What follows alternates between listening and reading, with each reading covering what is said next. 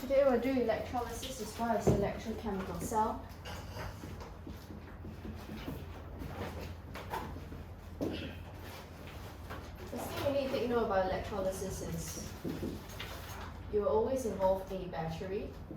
The battery will actually tell you what will be the type of electrodes that we have. Please take note, electrolysis is a type of decomposition reaction. Alright, this is always based on preference of discharge. Now, based on this, can you tell me, Valerie, what is going to be the anode? Is it on the left hand side or the right hand side for the anode? Again, always look at where is actually your this positive and negative electrode. So again, we know that this must definitely be the anode. Anode always undergoes what kind of reaction, dear? Oxidation. Your cathode always undergo what kind of reaction? Reduction, right? Agree? Now, again, one thing we also need to learn is that for your this electrolysis, we always need to take note of which is the preference of discharge. I said before, preference of discharge, always, number one, we look at position in the reactive series. This is always the basic one that we look up for. Second is, we look at concentration. The question is, Arina, can you tell me, which are the ions that are only affected by concentration? Anions. So if I have cation ions that is a higher concentration, do I care? No. So again, please take note, this one only affects anions. For now. Okay? So take note about this. Last one, Dre, what is the last factor that will affect preference of discharge? Electrodes, the type of electrodes or nature of electrodes. We have two types or categories of electrodes. What are they called? Inert and non-inert. Okay, so question is, what is considered inert electrodes? Copper And and platinum. so again, please take note, this one only affects what? Is it cathode or anode? Sorry? Anode. Please take note down. Why will it only affect anode? You think about this. We know typically your platinum and your carbon are your this inert electrodes, right? So if I were to have a non-inert electrode, think about that. Non-inert electrode, alright, is like my this silver. Okay, example like your this silver. So think about this. Silver, can they ever gain ions? They cannot gain electrons, sorry. Can silver gain electrons? No, they cannot never ever gain electrons, right? Agree? So silver can only undergo oxidation. And you think about this, which one are the ones that always undergo oxidation? Isn't that the anode? So that's why silver, by the way, can you tell me, Arena, is what charge? Yes. So it's again silver plus. And this is usually the ones that take place. So remember, okay, which one only affects your anions? Concentration only affects anions. Nature of electrodes always affects your anodes. And remember the steps that I mentioned? Whenever we do any electrolysis, alright, always remember your steps. My steps for doing electrolysis as your site working is always see that, again, what is going to be my these ions that are actually present. Alright, after which, always see, same thing, what is going to be the anode half equation as well as the cathode half equation, and what is the overall equation. Alright? Third one, always see your this observations. I say observations, you always look at for what happens at the anode as well as cathode, and then later also your electrolyte. We do a quick revision first. So for your this electrolysis, let's say if I have electrolysis of concentrated potassium chloride aqueous solution. So let's try. Again, Carrie, whenever we do this kind of question, I say we always follow the steps, right? So which is actually the ions present? Can you tell me, Dale? Are the ions present? Quick. I say this. I want to do electrolysis of concentrated potassium chloride. H plus and due to presence of H2O. Next one, what else do we also have? K plus as well as your Cl minus. Now, notice how I said, the moment you see there's a word concentrated, always have a habit of writing concentrated for both. But what did I say concentration only affects? Concentration only affects anions, that's why I always have a habit of just writing for anion. Understand? Next one, what will be the half equation for the anode, dear? Which one is preferentially? So in exam, whenever you want to explain, I always want you to have the habit of writing quality answer. That means what? Elaborate with effort. Don't just tell me which one is preferentially discharged, but always have the habit of writing why. So which is actually preferentially discharged, dear? Minus due to? This is the way you write. So what will be the half equation? Anode always undergoes oxidation. So it's what? Cl minus. Oxidize is lose or gain electrons. Lose. So Cl2 become Cl2 and? plus electron. Yes. Okay. Next one. What will be the half equation at your this cathode? H plus or K plus will be preferentially discharged. Why? How do you write for exam? H plus will be attracted, K plus is attracted to the cathode. However, H plus is preferentially discharged. Why? How do you write for exam? Due to? Yes. Remember, concentration only affects anion. So what will be the half equation there? H plus. Cathode always undergo oxidation or reduction? Oxidation or reduction? Reduction. Always gain or lose electrons if it's reduced? Gain electrons. So gain how many? So what do you think will form first? What do you think will form first? H2 gas. So do you see they always decomposition? That I already said they naturally form their products. So all I need to do is balance because there's 2 plus, so that's why I become 2E. Understand? Question. Valerie, how do I describe what will I observe at the cathode and anode? Cannot? Sorry? What's the observation you write for example?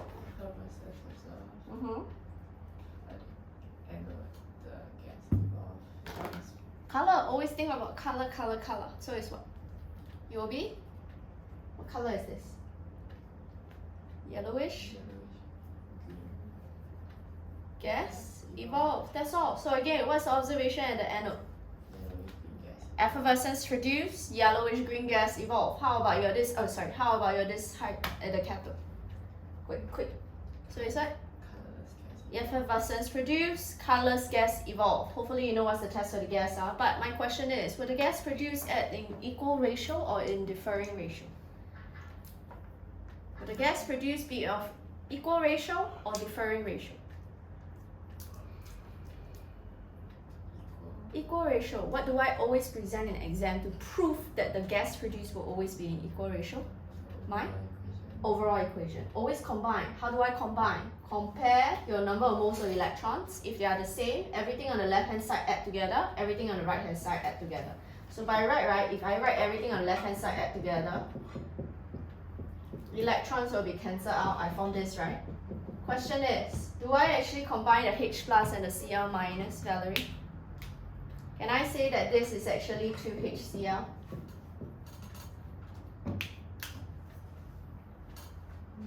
Why cannot? So always, right, if you want to combine, you know this hydrochloric acid, right? We have to backtrack first. Is the electrolyte hydrochloric acid? The electrolyte clearly is not an acid. The electrolyte clearly is potassium chloride. And because of that, you cannot write that this is 2HCl, even though yes, it makes sense they can combine.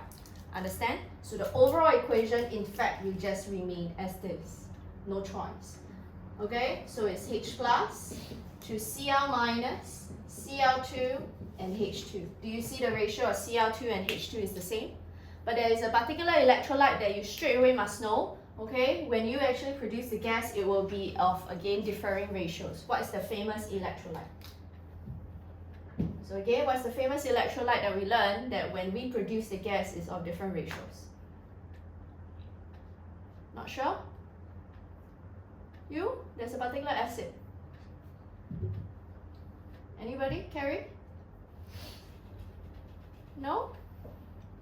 An acid that is a dibasic acid. And I said you all must know very well sulfuric acid here. So let's try sulfuric acid. We already know H plus, SO42 minus. H plus, OH minus. Again, at the anode, which one is preferentially discharged, Arena? Due to? In the? So again, how do you actually take note? What's the half equation? It's me? 2H2O? O2? Yes. And the cathode, you should know only got your hydrogen ions. So hydrogen ions will be the only one that is discharged. Agree? So when I want to combine, how do I combine, Dre? Everything? Can I just straight away, everything on left hand side, right hand side combine together? Can or cannot? Can or cannot? What did I say when you want to combine? Number of moles of electrons must be the? Same. Are they the same? So this one, what must I do to make it the same?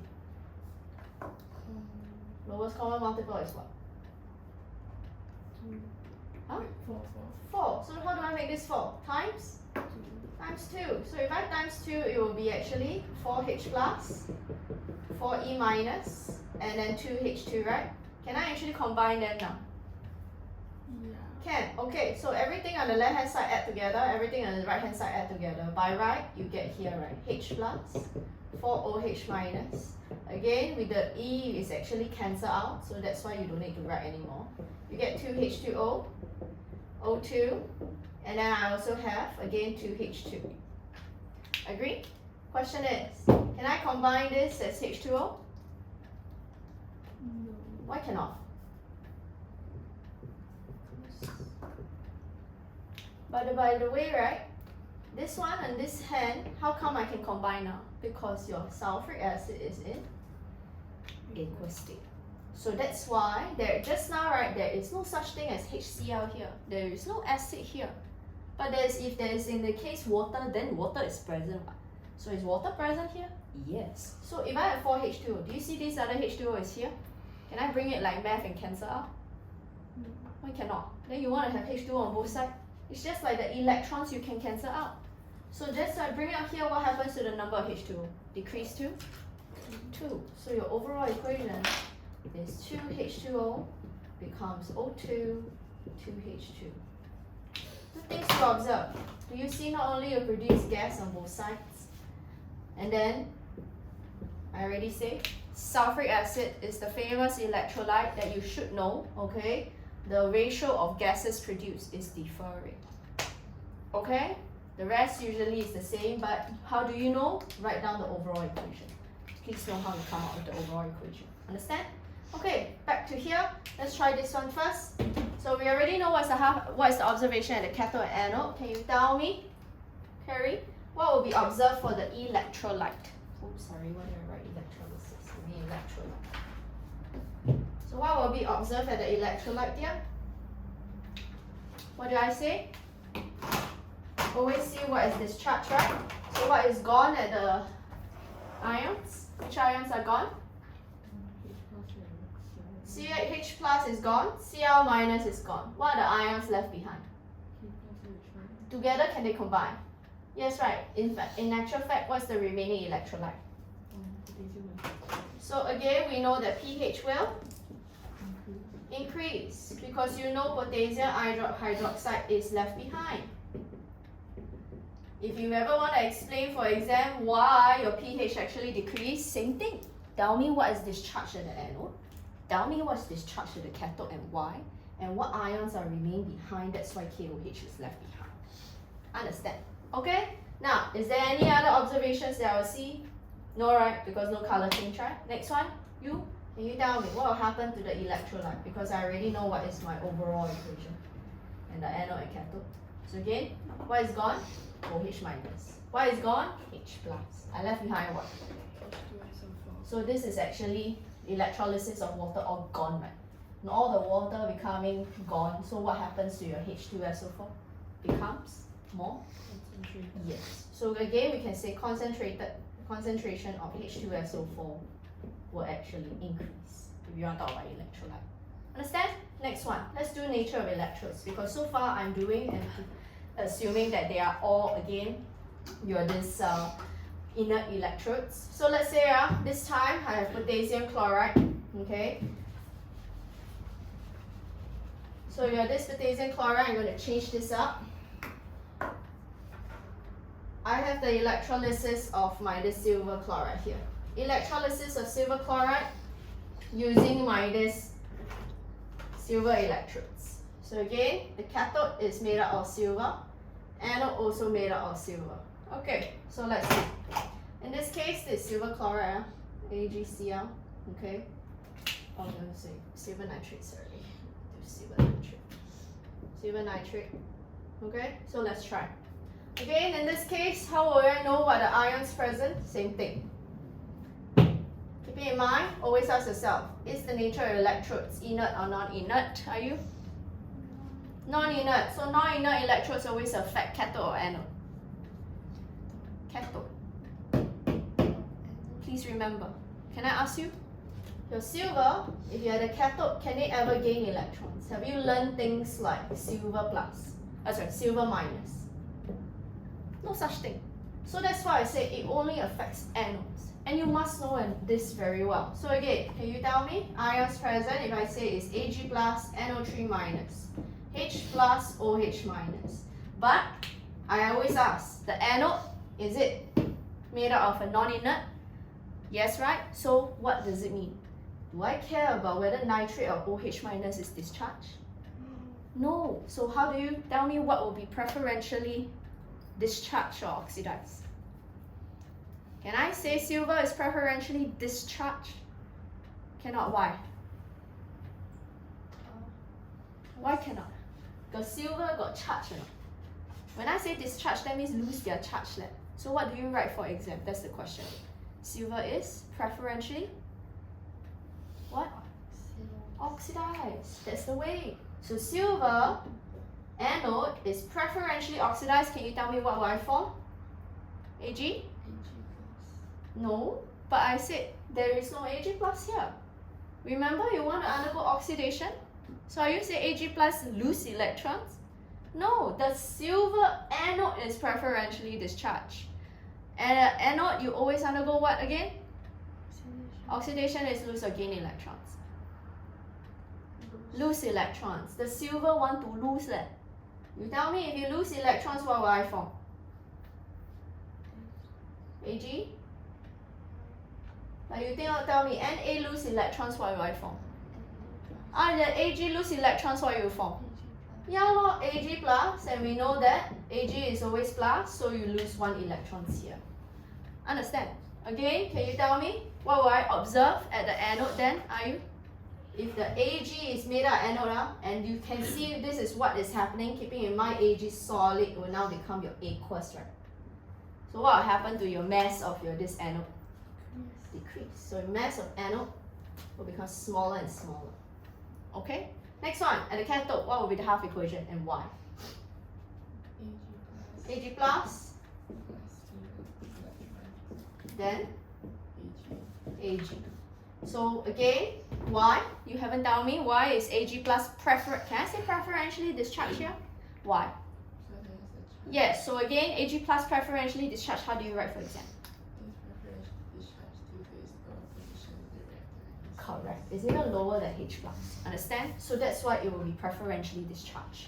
Now, for this, right, what will be the observation then? Because we already know this is made up of Ag. So I don't write silvery metal is deposited, right? Because the cathode is already made up of Ag, what can we say?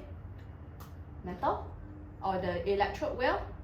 In mass. It will increase in mass. It will be deposited on here. Understand? So clear. Now, question, will there be an overall equation? Arena? Will there be an overall equation?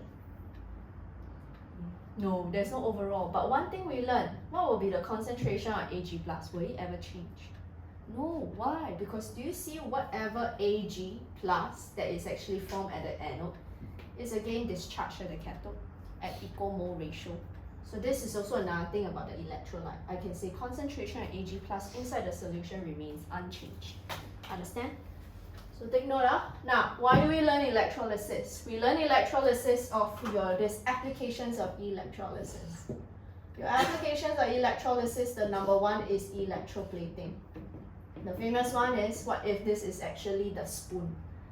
So remember I said about electroplating, the object that you want to electroplate is always at the cathode or anode, and we know the object, that means let's say it's the spoon, the fork, anything. Where will you place it?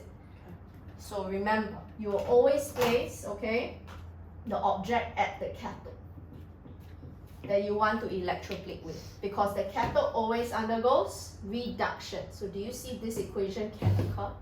The metals are always deposited at the cathode, that's why you always place the object at the cathode. Again, at the anode is where the metal you want to electroplate with. Okay, so for example, you have here, because only the metal you want to electroplate with can actually form the ions, so the ions can actually be discharged at the cathode. Something like that. So remember, this is why we learn electrolysis. Second reason why we learn electrolysis is the purification of copper metal.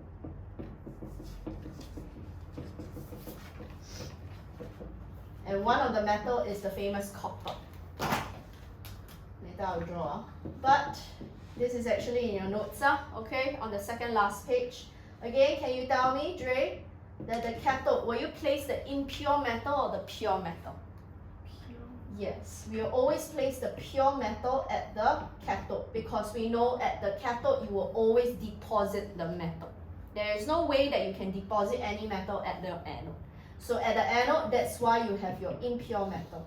So my question is, inside let's say this one here is made up of copper, but we also have other impurities, like what? Like more reactive metal like zinc and iron, and the less reactive metal like silver. So the question is, what happens to the less reactive metal impurities inside copper if I want to purify copper? Any idea? In your notes on the second last page, at the bottom of your anode, what do I have? It will sink to the bottom as anode. What's the name? Anode sludge. Write that down. So again, please take note, this is on your second last page. So you'll always sink to the bottom as anode sludge. Why? Because this is always placed at the anode, recall. So I repeat, your this, right? Impure copper is always a place at the anode, right? Agree? So again, do you think this one will lose electrons more readily, or will copper lose electrons more readily? So let's try Cu or Ag. I just asked you to compare these two first. Silver. Silver? Question. What do we learn about metals chapter? The more metal will always lose. Electrons more reactive. Okay, so now let's see. Copper and silver, which one is more reactive? Copper is more reactive. So that's why do you see how the silver, which is the less reactive metal, will never get oxidized at your this anode? Because the more reactive metal should lose electrons more readily. So this one, right, it will not occur. That oxidation of silver will not occur. That's why the silver will fall, okay, as anode sludge. They are just the melted metal. Understand? Now how about your this more reactive metal? Let me write another color so you can see the difference. Let's say we have zinc and iron, which are more reactive. Carry, what will happen to the more reactive metal? Impurities. The more reactive metal impurities by right should also get preferentially oxidized, right? Because if they are more reactive, they should lose electrons more readily than even copper, right? It's just that they are present in lesser amounts. The zinc, we know is more reactive, you can form here, right? The iron, which is more reactive, also can lose electrons more readily, right? But what will happen to them? Will they get deposited at the cathode, Carrie? Why? So at the cathode, what do we learn? Always undergoes? Okay, so let's say inside the solution, I have zinc 2+, iron 2+, copper 2+, right? Which one is preferentially discharged at the cathode? Why? Louder a bit, please. Because of its preferentially discharged due to its? Yes, you all understand. So that's why, right, what will happen to them? They will remain in the electrolyte as ions. They will not get discharged even though they get oxidized, but they will never get discharged at the cathode. This is how only pure copper can be deposited at the cathode. Make sense? Make sense, right? So remember, ah? Okay, now what else do we also learn about electrolysis? For electrolysis, besides purification of metals and electroplating, we also learn about this extraction of, anodizing of aluminium.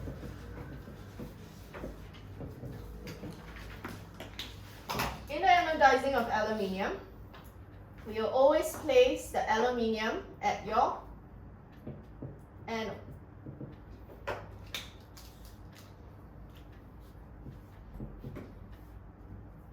Please take note now. At the anode, right, this is still made up of a carbon or platinum anode. Okay, it is not that the anode is now replaced with an aluminium metal. You will place the aluminium metal near the carbon anode. Understand? Now, the thing is, you need to know what is your electrolyte. And what is anodizing of aluminium about? Anodizing of aluminium is trying to thicken the aluminium oxide layer. Can you tell me? Joy? Okay, when I say thicken the aluminium oxide, that means aluminium oxide serves as a protective layer, right? Agree? So, question is, how does your aluminium oxide serve as a protective layer? Explain why. Wait.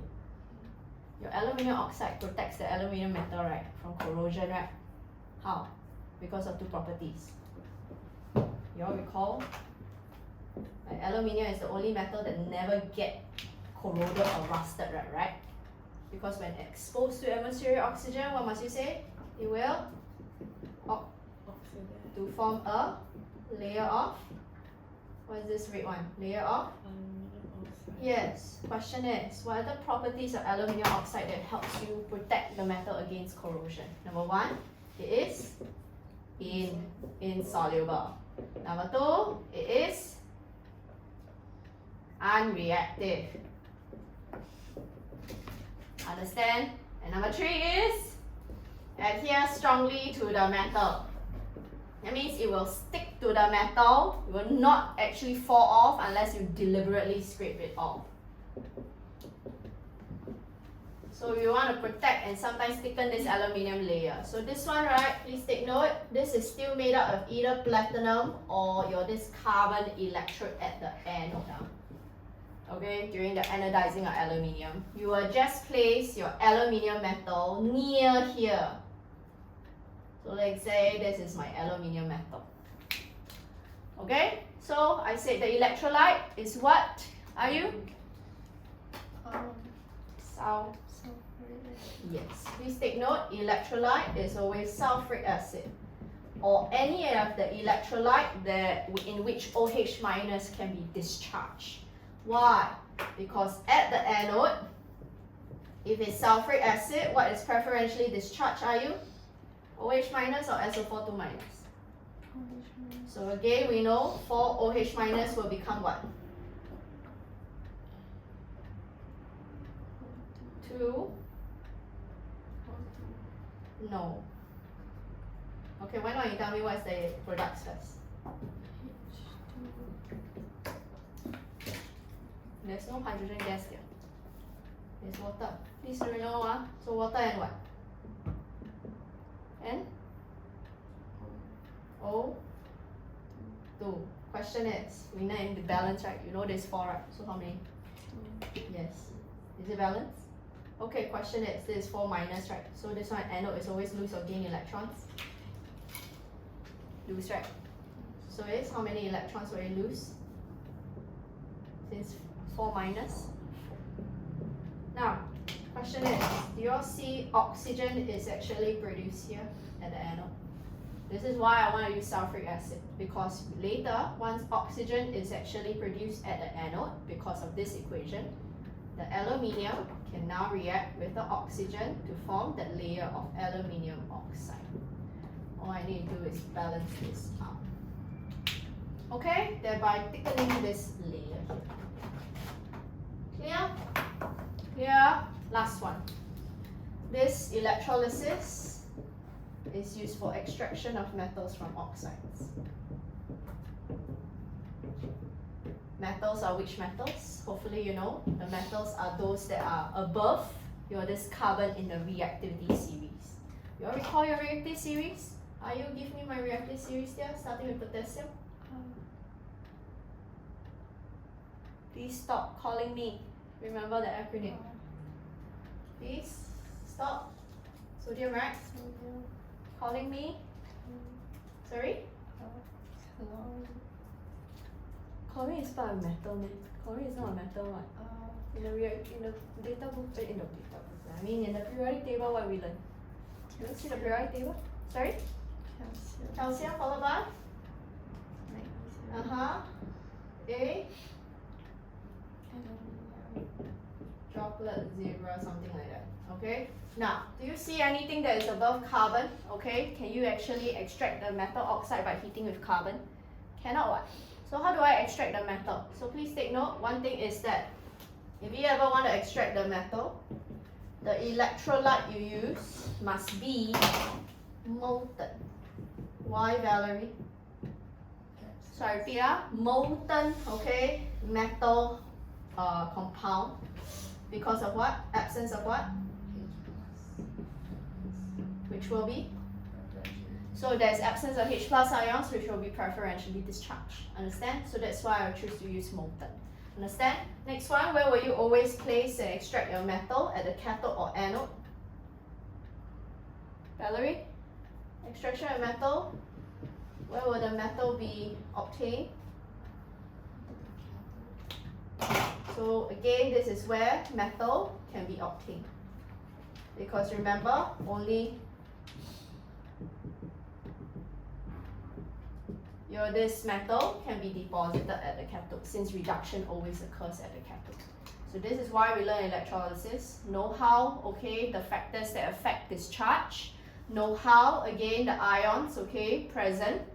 The cathode anode half equation overall, how to write, as well as the observation is usually the format. Alright? And again, the applications of why we study electrolysis. Okay? So remember. Now, but another thing we learn, besides this electrolysis here, is electrochemical cell. And then later sometimes they like to combine. So let me go through here first. Electrochemical cell is trying to create a battery. So the word cell is called battery. So we are trying to create a battery here. Typically, right, you will see either a voltmeter or sometimes you will see a light bulb. Something like that. Okay? So, however, you will still have your cathode and anode as well. So for example, we have this. I repeat, we are trying to generate electrical energy. This one is the electrical energy will undergo chemical reaction. The spontaneous chemical reaction here will generate electric current. So we need to know which is the anode and cathode. So please take note. If I always have a mixture of different metals, the more reactive metal versus the less reactive metal here. Where will be the anode and where will be the cathode? Arena. Anode is always the more reactive metal or the less reactive metal? Please take note, anode is always the more reactive metal because anode always undergoes what? Means lose or gain electrons. Which one is always the one that loses electrons more readily?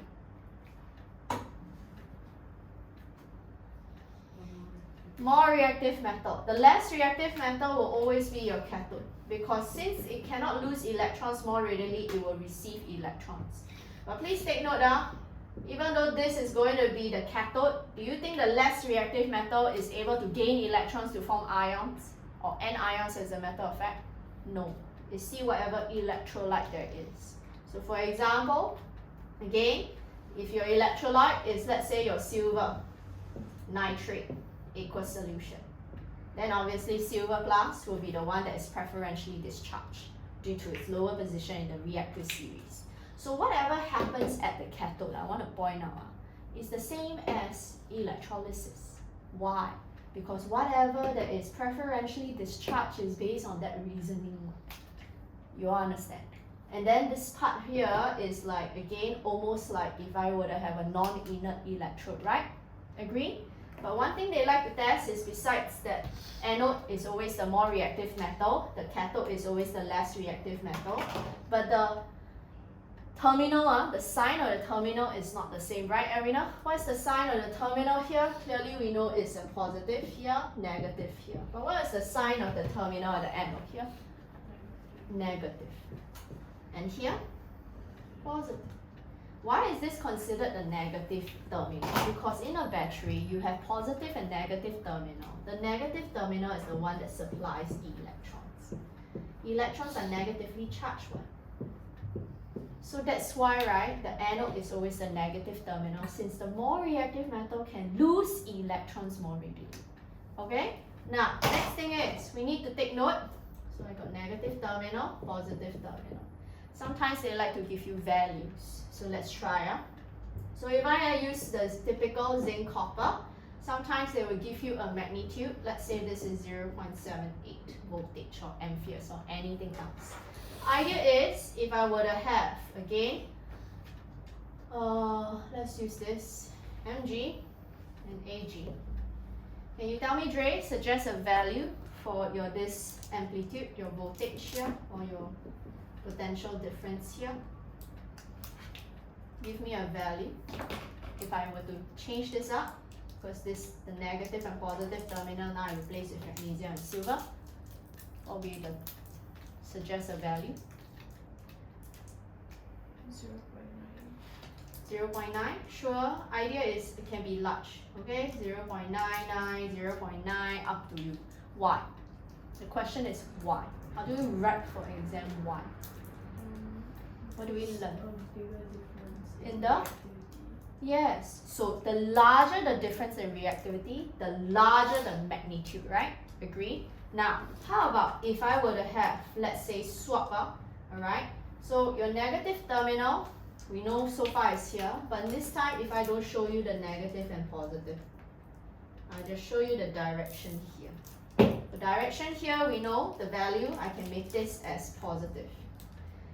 Will this sign be positive as well? So that means directly right below, okay? So will this sign be positive as well? Yeah. Yes. And then if I were to swap this up, let's say this time is Ag here, I put it as magnesium. The magnitude should still be the same, right? Will the sign change? That means I swap. Will the sign change? It will. What does sign represent? Any idea? You? What does sign represent, Carrie? Direction of? Flow of? Yes, because by right, electrons should flow from here to here, right? But if I swap, electrons are flowing in the opposite direction. And because of that, your sign changes. So magnitude is always based on the difference in reactivity. The sign is based on your this flow or direction of flow of electrons. Understand? So this is another one. What they like to test, I'll just erase at the top. Is sometimes they like to combine.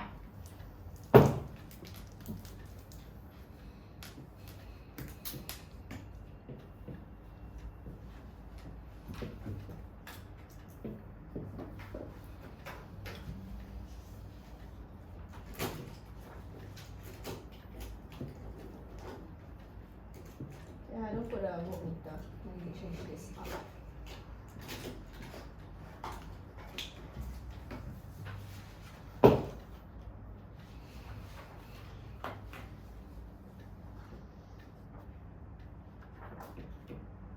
This light bulb is going to shine. It's a salt rich. So ions can flow freely to close the circuit. Yeah, let's try. This is actually made up of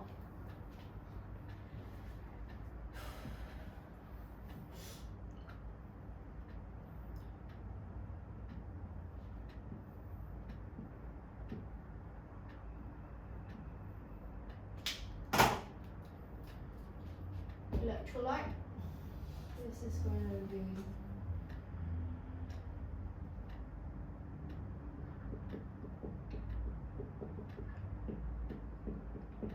sulfate solution. Copper to sulfate solution. Okay.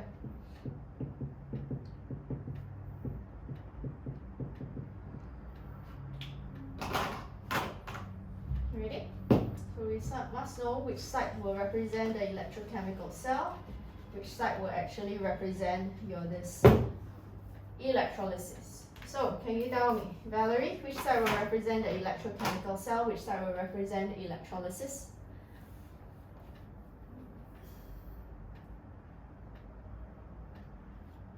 You know how to recognize, girls? I'll give you a tip. Because electrochemical cell, right, is always based on difference in reactivity, right? Always find something that has actually, number one, okay, your this difference in, there's two metals of different reactivity. That means you try to look at your this electrode where you have two electrodes of different reactivity. So straight away, it will be, so on the right, it will be your electrochemical cell. This will behave for like your electrolysis. Do you all know you need to recognize why? It's because you need to identify which is the positive and negative terminal of this battery. You know this is the cell, this is electrolysis. Okay, so with this cell, let's ask, can you tell me, Valerie? The reason being why I need to identify this called electrochemical cell site is because I need to know which is the cathode and anode, right? So which is the cathode and which is the anode? So we know that anode is this. This is the anode. This is the cathode. Because I already say, the more reactive metal is always the one preferentially oxidized because they lose electrons more readily. So at the anode, you are a positive or negative terminal for a battery. So again, negative terminal for your battery. Okay, so this will be positive. Let's ask if this is the negative terminal, this here is considered cathode or anode. So again, why? Because you learn in a battery, right? Negative side is always where the cathode is, alright? Agree?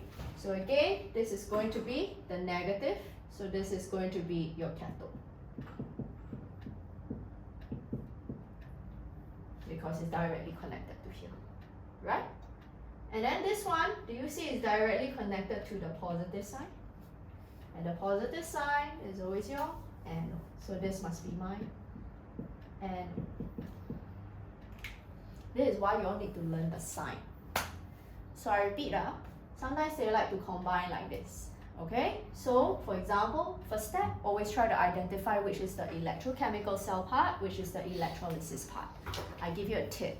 The one to recognize the electrochemical cell part is always the one that has electrodes of different reactivity. Okay, the metals are made up of different reactivity. So that's why we know this is the electrochemical cell. Okay, so once I know this magnesium must be the anode, this one must be the cathode. Based on the sign, you will now be able to recognize which is your cathode and anode on the electrolysis part. Follow? Okay, let you all draw first, then later we do the anode cathode half equation. Okay, for this side, and the anode cathode half equation on this side.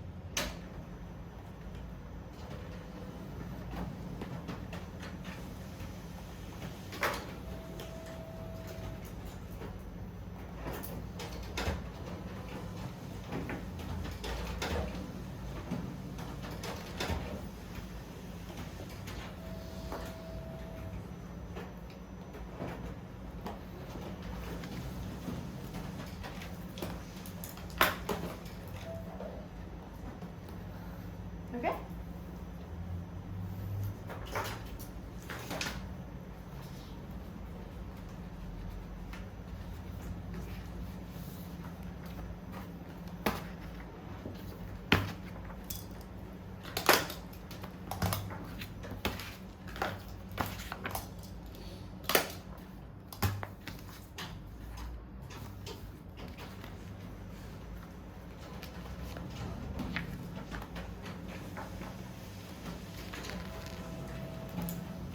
Okay, come.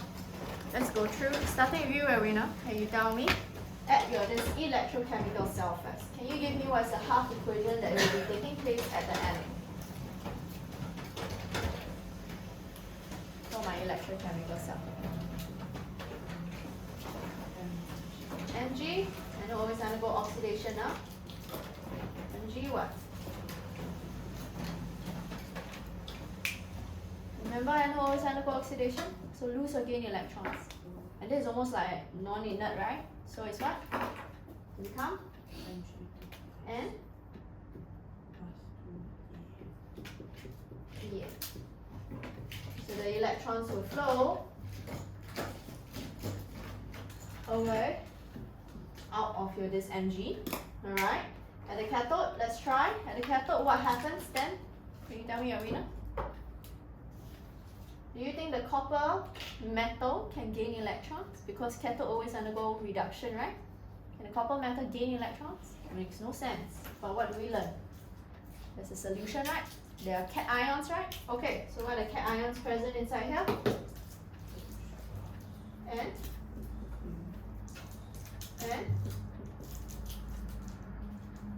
And I just write everything. And okay, which one will be preferentially discharged at the copper cathode and why? Due to its? So this is the half equation taking place.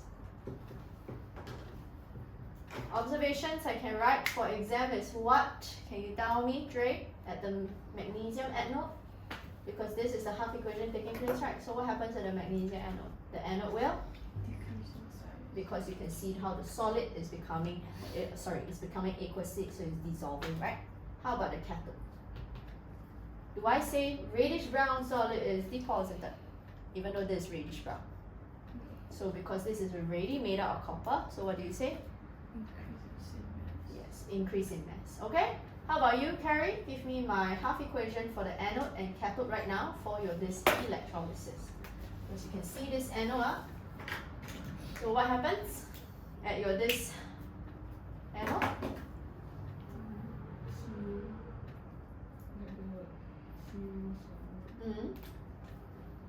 Continue. Cu2 plus equals and 2E minus. Okay, so that's why we know electrons is going to be lost. So question, how do you write for exam why Cu is again occurring here? How do you write for exam? Cu is due to it being a, I cannot hear you, sorry. What do you say? Due to which one? Sorry, what is it? Reactive electrode, yes. Okay, so this is as it is a non-inert electrode or it is a reactive electrode. At the cathode, what is the half equation there? Yes, the 2 is preferentially discharged due to what? Very good. Due to its lower position in the reactive series. Joy, can I say, what is the observation of your this copper anode then? Yes, and then copper cathode? Yes, so please take note. Clear? So learn how to recognize which is electrolysis, which is electrochemical cell. Yeah, girls? Okay. Can you help me pass down? We'll do one question together because I want to make sure you know how to do. Thank you. Which one take one? When you are ready, can you all flip to question 37?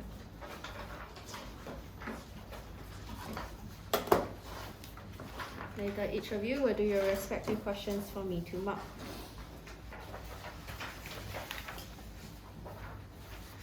Okay, come, let's do together.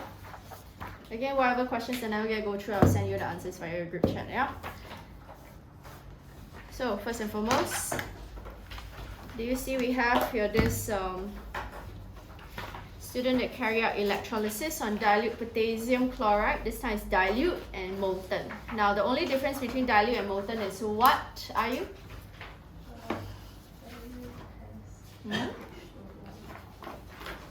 Has H2O, and then molten? No H2O, so only the metals itself, yeah? Okay, so let's try to complete the following table, starting from you, Ayu, on the rule for dilute potassium chloride, yeah? What are the ions present inside the electrolyte? Can you tell me? For your dilute potassium chloride? No, the first row in the table. Yes. What's the ions present in the electrolyte for dilute potassium chloride? Just fill in the blanks. So it's what? H plus, OH minus, only? Still got? And? Very good. What will be the product at the cathode? Can you tell me? Are you?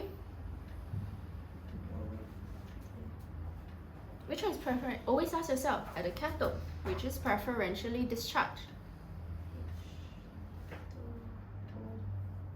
H2O is preferentially discharged. Since when we learn H2O is preferentially discharged? So what is preferentially discharged? H plus is preferentially discharged. Continue. Due to? Why? Yes. So if H plus is preferentially discharged, what is the product at the cathode there? Hydrogen gas. Okay? Question? Valerie, explain to me why oxygen is produced at the anode.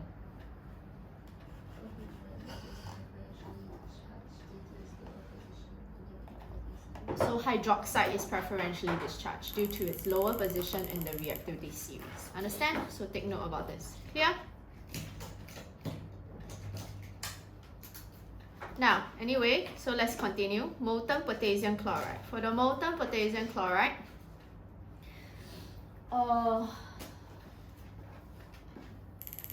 let's try. So again, molten potassium chloride, what are the product at the anode, Edwina?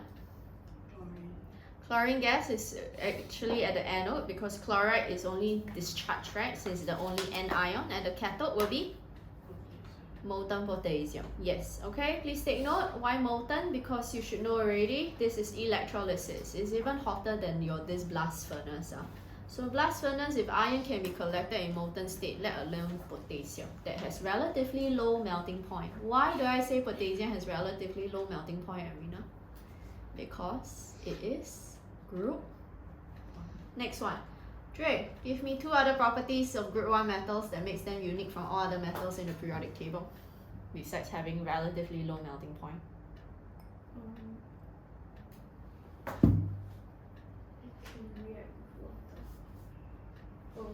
Magnesium also can react with water, by the way. So, they are? And? What else? They have? So they? On water. Understand? Okay, come. Next one.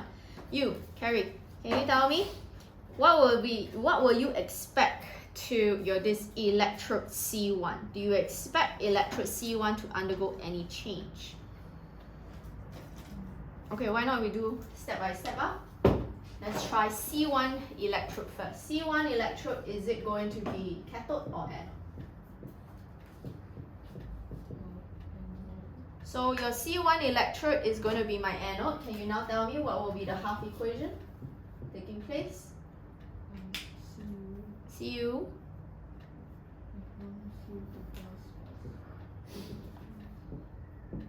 Cu2 plus 2 electrons. Okay. So what will the change be then? How can we say? The electrode will decrease in mass. Very good. Next one, Joy, tell me what's the electrode in C2? It's a cathode, right? So what will be in C2? Cu2 plus? Plus 2E. Gives me? Yes. So what can we say the changes would be? increase in mass. Okay, so cathode increase in mass because they are just asking for change, right? So just take note. But do you realize the way how I know what changes will occur is looking at here? So the changes you should be writing for C1 is that the electrode decrease in mass, and for C2 the electrode increase in mass. Okay? Next one. Ayu, can you now tell me the electrolyte, will there be any change in CA, cell A? No. So why? Because concentration of 2 plus, is there any net change? No net change in concentration of Cu2 plus. Okay? So they say no change, as there is no net change in concentration. Keyword is net change in concentration of Cu2 plus. Next one. Let's start off with electrode for P1. I'm lazy, I'll just erase and write P. So in P1, can you tell me, Valerie, what will be the half equation? Is it the anode or cathode for P1? Anode. So P1 is going to be my anode because you can see how it's still connected to your this battery. This is not a combination of electrolysis and electrochemical cell. So at P1, what will the half equation be there? Uh-huh.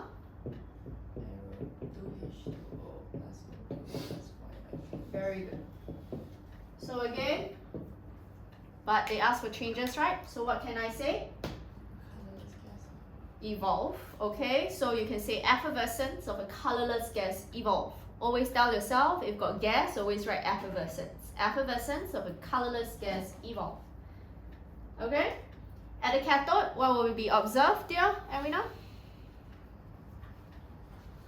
Because P2 is your cathode, right? So what we observe at the cathode? Which is preferentially discharged. And why? Hydrogen? H plus? Hello, there's Cu2 plus. Oh, yeah. So Cu2 plus is? Preferentially. U2. This time do I say the electrode increase in mass? Then, but by right electrode will increase in mass, but by right what do you write for observations this time? Because it's not made out of copper, right? So, 颜色 color reddish. Solid is deposited. Okay? Dre, can you tell me what will be the electrolyte B?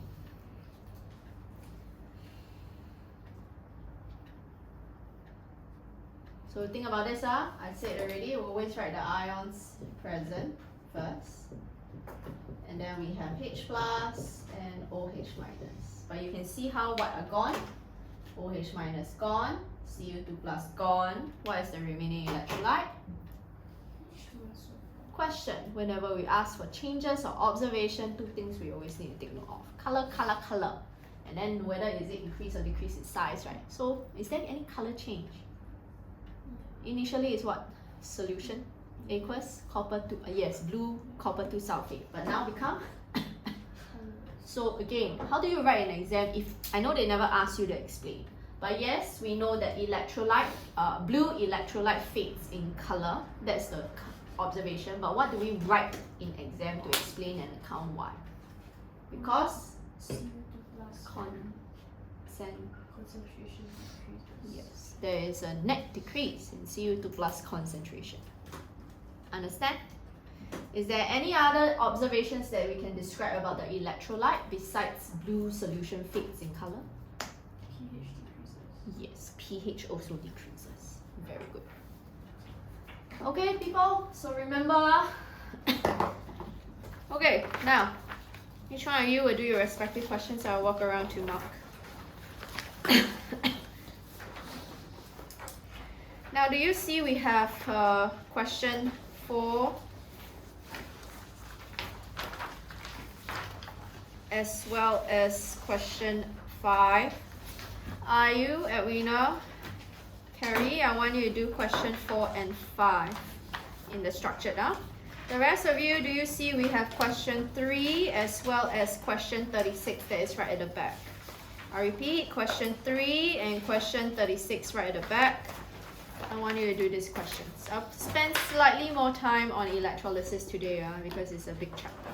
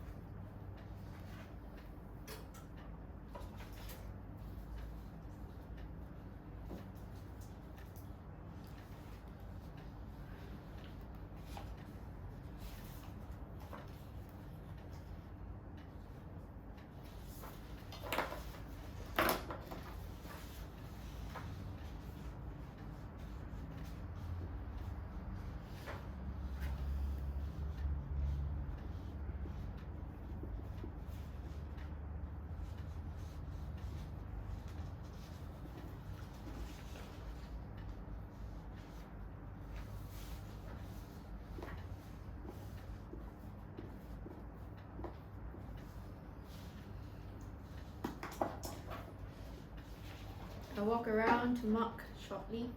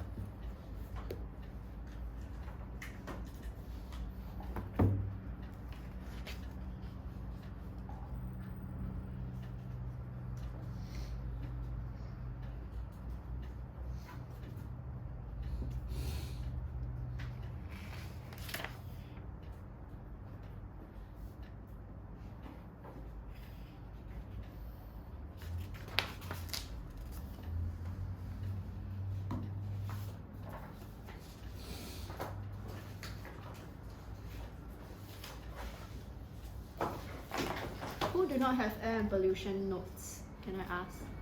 Uni. Oh, you also don't have. Oh, don't have the physical. Okay. Let me environmental. Ammonia, anybody do not have? You have? You don't have ammonia, okay. Take one first, let me print the rest.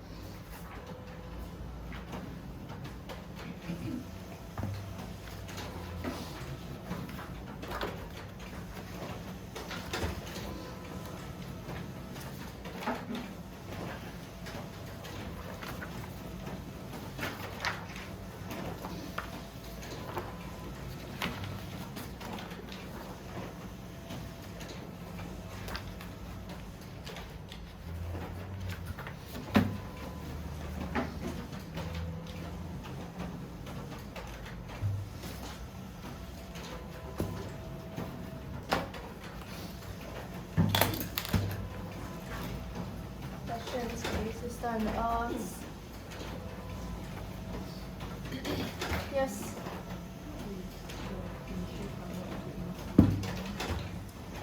Litmus solution neutral color is actually purple, but in your this chem, you always just need to focus on your blue and red. Just say blue litmus paper turns red, red litmus paper turns red, things like that. That's all.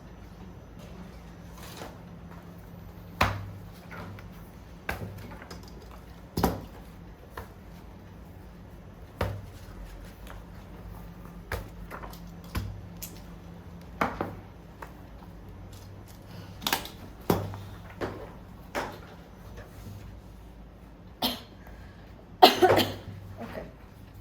I want to go around to mark.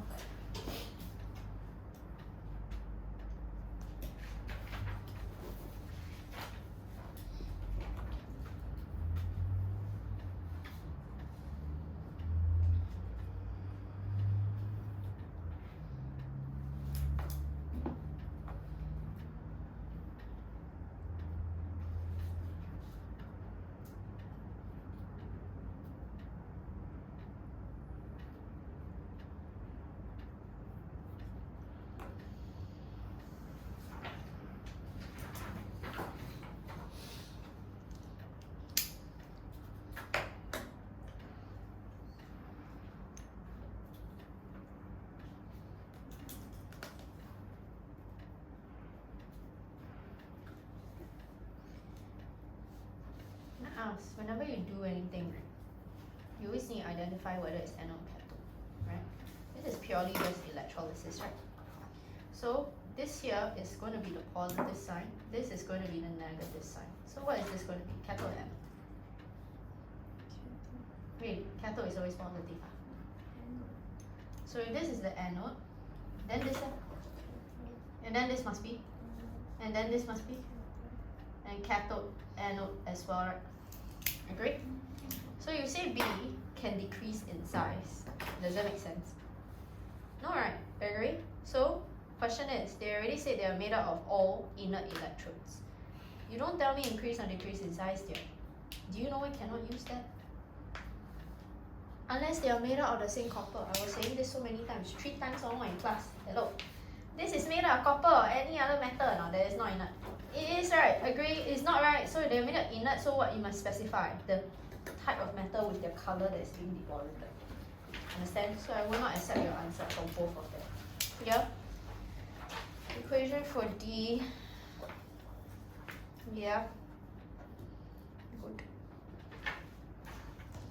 Color change litmus during. So you don't tell me. Oh, for this one, right, you just tell me that the litmus, right, again, it's not a solution there. They're just adding the litmus paper.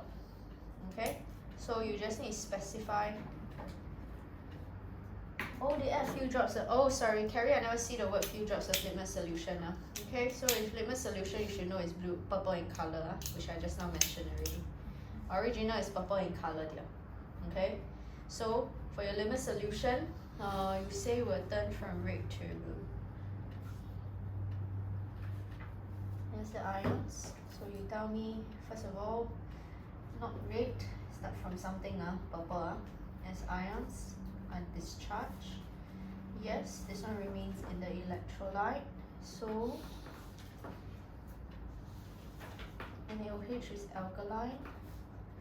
Fine, due to high concentration of OH minus. Next time you will tell me it will which ionized to form. This is the keyword you are missing. So this is actually 2 marks, so I only can give you 1 mark here.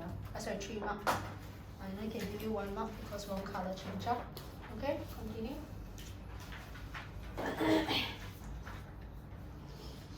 So you say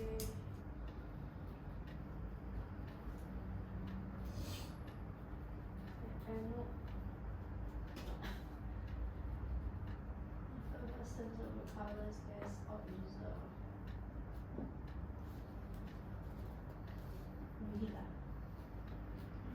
Oh yeah. Okay. And what no gas evolve?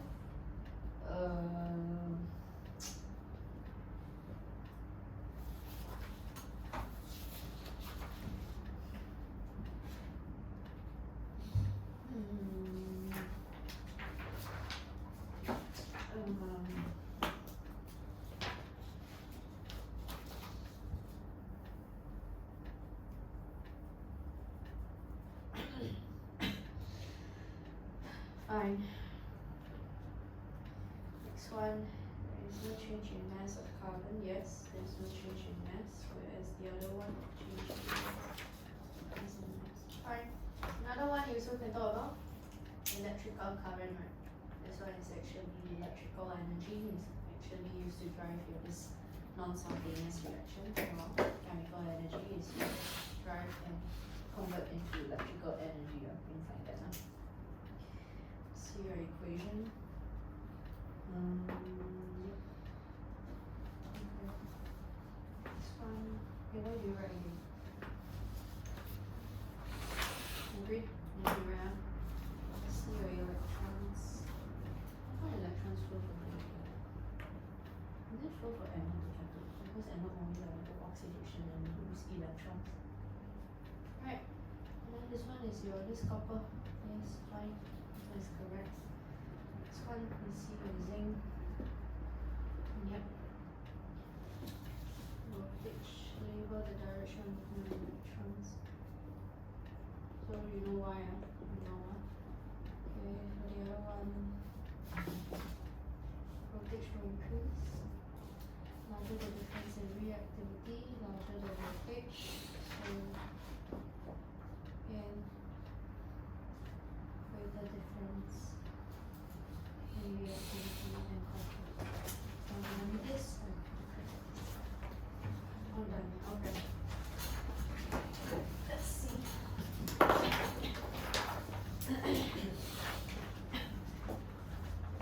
Reddish brown, solid is deposited. Black solid.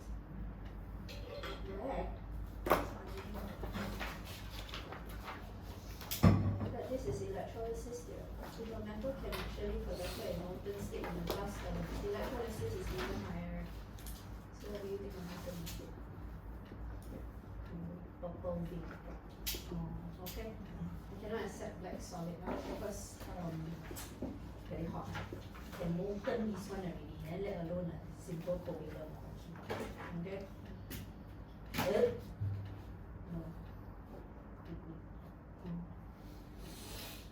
Not light up. Supply for cooling. Okay, yes, we're not light up. This is let's see your covalent bonding. Sorry, bonding. What ions are not free to move? Okay. Ions are held in, so you must tell me that it will be in solid state, right? What's my key standard answer? Ions are held in fixed vibration in a giant ionic lattice structure. Hence, they are not free to move to conduct electricity. Oops, sorry, thank you. This one, I only give you 3 marks. I only can give you 2. Okay? So you must tell me, not a lot of energy needed to overcome. So the idea is that it will solidify. I want to see that it solidified. Water from purple to blue, correct? Differentially discharge. What else is also discharge? This is also discharge. And what is left behind? NaOH and OH minus are left behind. Yes. NaOH is actually basic in nature, but first of all, you must tell me not only it's alkaline. So what is the typical definition of alkaline? Ionizers. And you know it's strong, right? To form high concentration. Yes. So for this one, I can write here because this is still solution.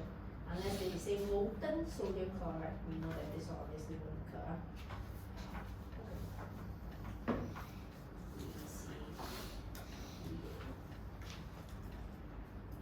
I just mark what you have first. I just assume you haven't done yet. I'm not sure. Let me mark the other one first. Okay, I suggest there will be any change in the voltage reading in the above experiment repeated using a physical paper. Alright, this is tetrachloromethane. In tetrachloromethane, we know that this is an organic solvent, right? As an organic solvent, do you think can conduct electricity at all? No. Because again, your sodium chloride solution is insoluble in this one. So this will just remain, can ionize to form ions. Cannot, right? Because this one dilute, that means this one can dissolve in water to ionize to form ions, which are free to move to conduct electricity. But if you dissolve in this, can ionize to form ions or not? So we know that CCl4 also cannot conduct electricity due to absence of mobile ions or delocalized electrons. So that's the logic. Finish this. And I mark the front part. And then electrons. Now, this is never a comparison. Sometimes electrolysis you also can have non-inner electrodes. So what can we talk about? Like for example, you can talk about the products produced. So compare your anode for both of them.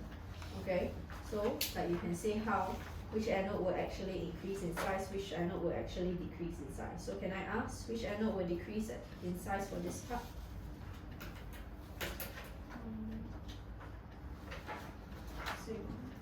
So we know for this, right, your zinc will decrease in size, right? Which is the cathode, because we, anode, which is the corresponding anode for the one in cell 1. So X, right? So we compare. So question, will X actually decrease in size? No. So again, you can say how electrodes, okay, X will not decrease in size. Or you can compare both.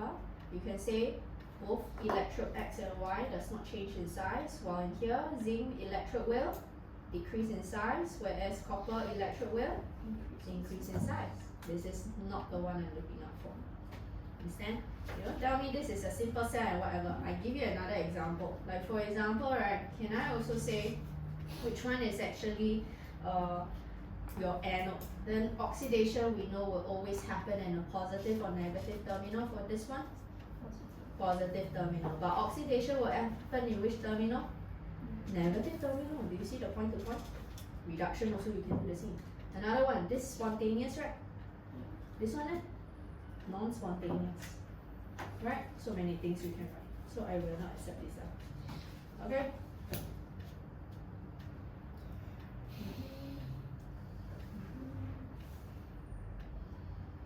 Yep. Yep. Next one, voltage will increase. Yes, difference in reactivity. Copper is larger than that of zinc and copper, so that's why voltage produced will be larger. Yeah.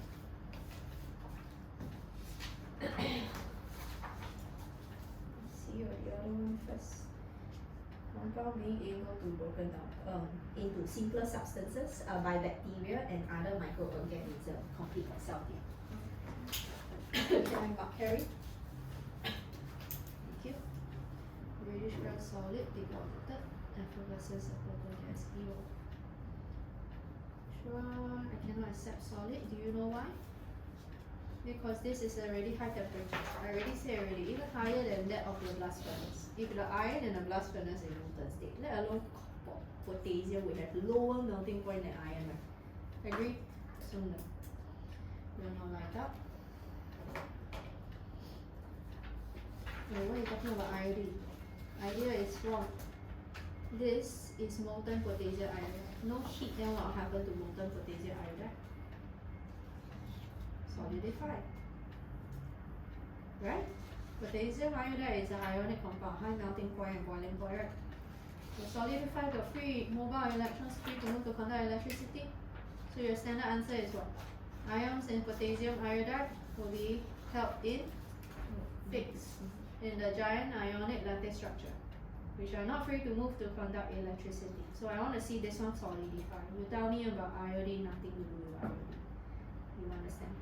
Again, but you didn't mention the solid electrode cannot conduct electricity due to absence of local ions. Or again, can you always write delocalized electrons? Not electrons, right? Valence electron also electron. Inner electrons in the electron shell also electron. So you're focused on delocalized electrons. I cannot give you the credit either. So again, only can give you what? There's 3 marks. Name a solution will turn from purple to blue. This is preferentially discharged. Very good. Sodium in this. Again in the electrolyte. Very good. This is the ion. It associates with form S equals to 3.5. Give you the full 3 marks here. Next one, BCDA. No voltage reading. It's a simple covalent molecule. Cannot combine electricity difference. Right? What? Let me see. Let me see. Yeah. Okay. Continue. Can I write your friend?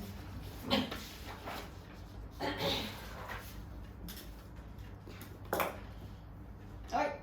This is never a comparison. I don't want to see this kind.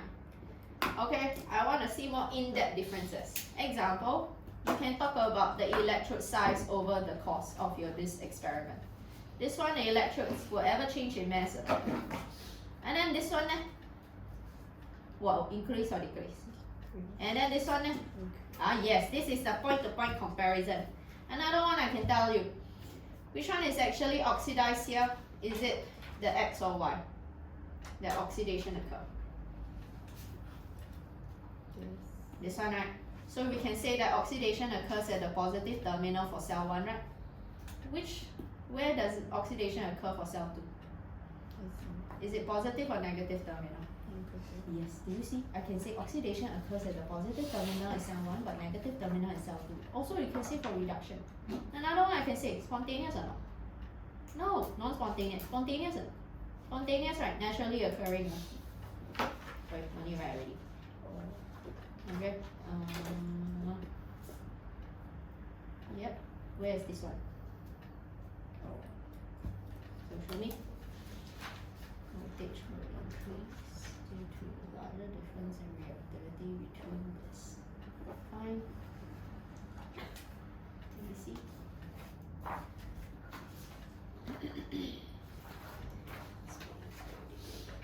Broken down object. See me object. This one object can broken down. Hello, say substance, not object. Broken down into simpler substances by bacteria and other microorganisms.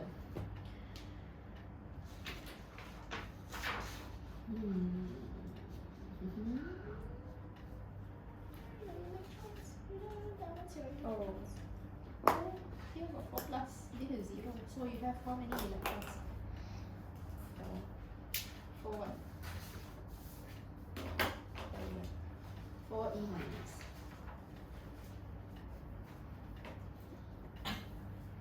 You understand? Then you are right. If you write 4 E minus here, then you will be right.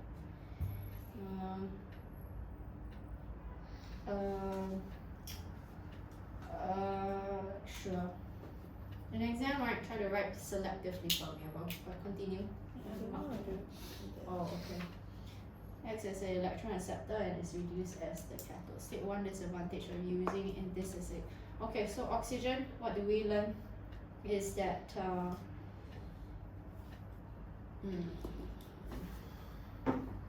reduced at the cathode. Okay, one disadvantage of using this as a cathode. What did they mention? Live in the air. Bacteria converts this into carbon dioxide. Oh, okay. So, idea, you will say that one disadvantage is that we always need a huge supply of oxygen. So circulating oxygen constantly. If not, this will never occur. Then the whole entire electrolytic cell will actually stop. So you can say a large volume of oxygen is required to circulate. Alright? So again, is that practical? That, to be honest, is not practical. Okay? You always require a large volume. Now disadvantage of MHF. MHF is this entire cathode and anode. They already can tell this is can I use for your sewage? Domestic sewage treatment. Can be used for sewage treatment like that. Okay, because I'm making use of natural of microorganism to break down organic matter. Okay, this one you don't know, you don't mind. Okay.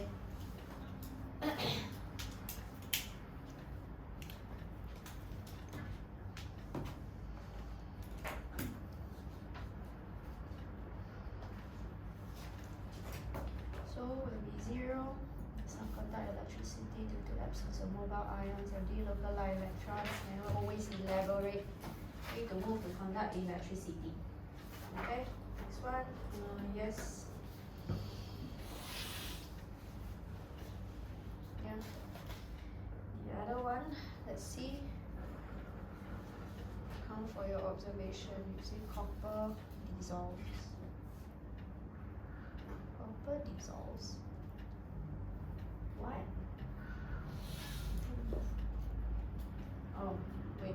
Oh, okay. Because they lose electrons to A. Okay, fine. So copper dissolves as it loses electrons to A, forming copper ion. Fine. You say copper metal dissolve. Okay, to form dissolve to A to form copper ion, because again it is what?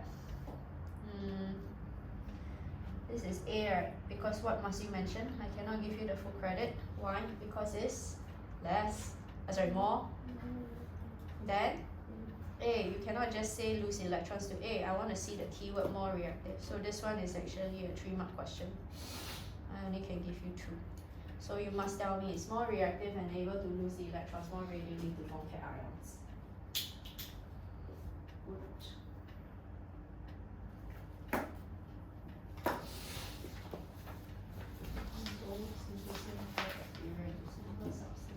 Yes, I accept.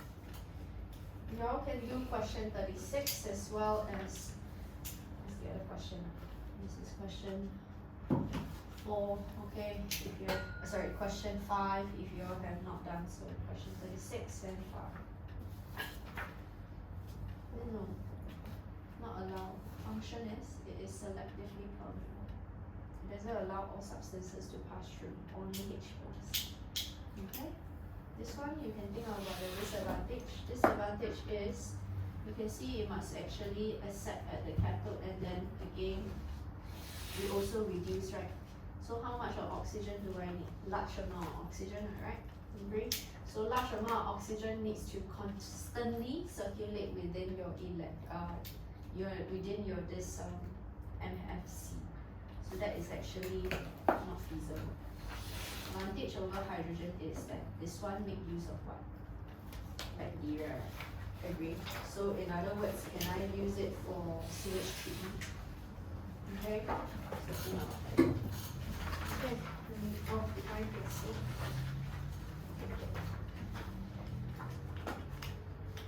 Maybe electroplating prevent iron from rusting.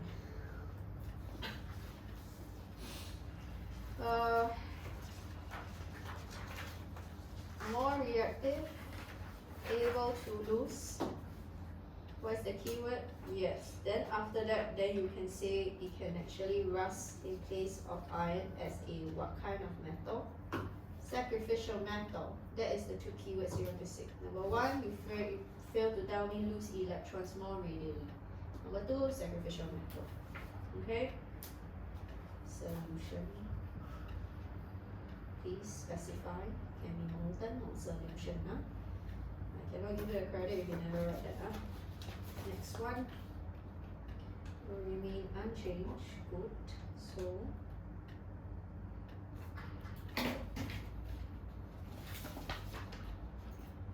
sure.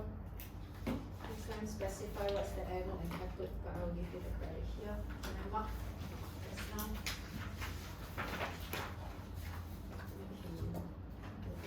Zero. Yes, it's actually a valence server due to absence of mobile ions and dephotolized electrons. Solution will turn from colorless to blue. Oh yeah, correct. Colorless to blue. Copper is not enough to preferentially oxidize C plus increase.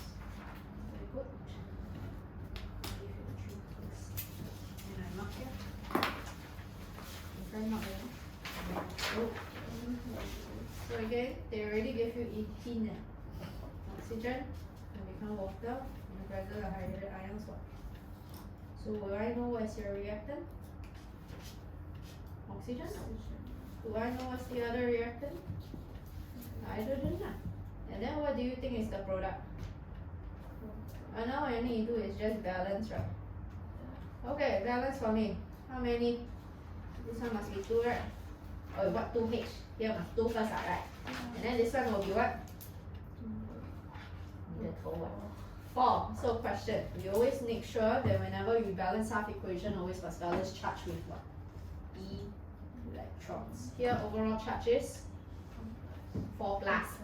This one, how do I take note of electrons? Add electrons on which side, left or right, so that you can balance the charge. Left. How many electrons you want to add so you can make it zero charge? That's why you understand. What is one function? Do you see only hydrogen can pass through? So it's what? Partially permeable or selectively permeable. Understand? Keyword you're missing is in the presence of bacteria and microorganisms. So oxygen acts as this. So why? Reason being, you must take note, oxygen, so many things need to always constantly circulate, right? So in order for this to be feasible to work, oxygen gas must always be supplied in large amounts and constantly circulate through the MHC, right? Agree? Yeah. In reality, is that feasible? In reality, it's very difficult to achieve. Right? This limits the practical use of it. You always need a large amount of oxygen.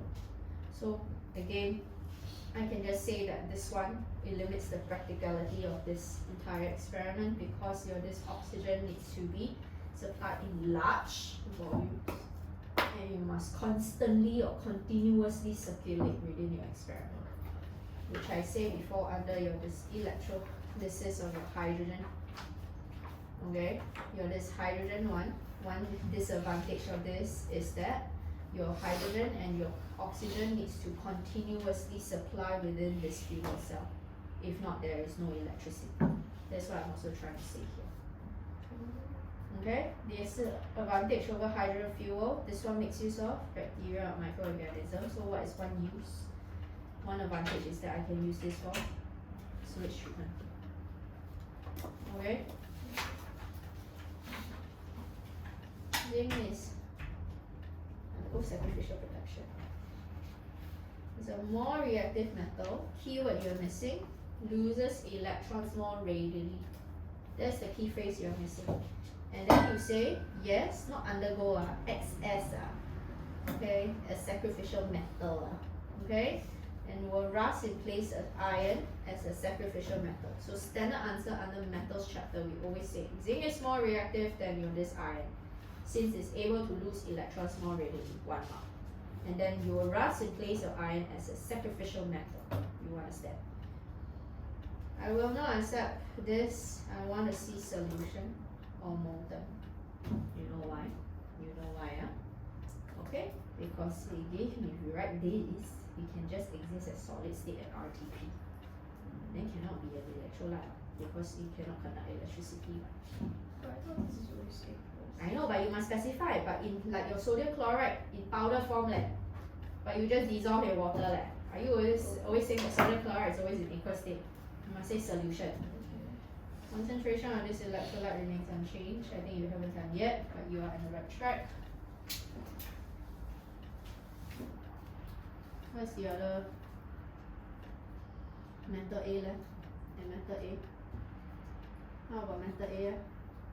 What is happening? H plus or Na plus? Yeah, so you should write that. More reactive than A, loses electrons more readily, so that's why we form what? Copper ion, so yes, fine, copper sheet increase in mass. Okay? Wrong. Wait, let's see. Zinc as a sacrificial metal. Next time, rust to prevent iron rust from rusting. But the first mark that I'll give you, you write zinc is more reactive than iron and lose electrons more readily. This is the first mark. Second mark is acts as a sacrificial metal. We say prevent iron from rusting, fine. Or you can say rust in place of iron. Okay? Equals how to spell. Yo. Okay? By the way, your wrong spelling cannot give mark. It does not increase. Do you know why? It remains constant because whatever zinc that is oxidized to form zinc 2+, the zinc 2+ is reduced at the cathode. Isn't it? Agree? Wrong? Okay. Am I not for everybody? I'm out. Can I go through class? Sorry, I still need to do air and pollution. Whatever questions I never get to go through, I already sent to your group chat. But let's go through these questions right now. For your this question 3, please make sure for your this 3A, I don't want to see very vague or superficial comparison.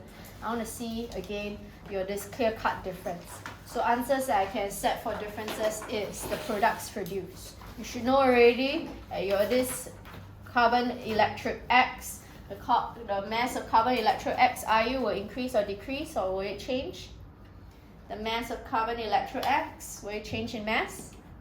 It will not change in mass, same with Y. So you can say how cell 1, mass of X and Y, electrodes did not change.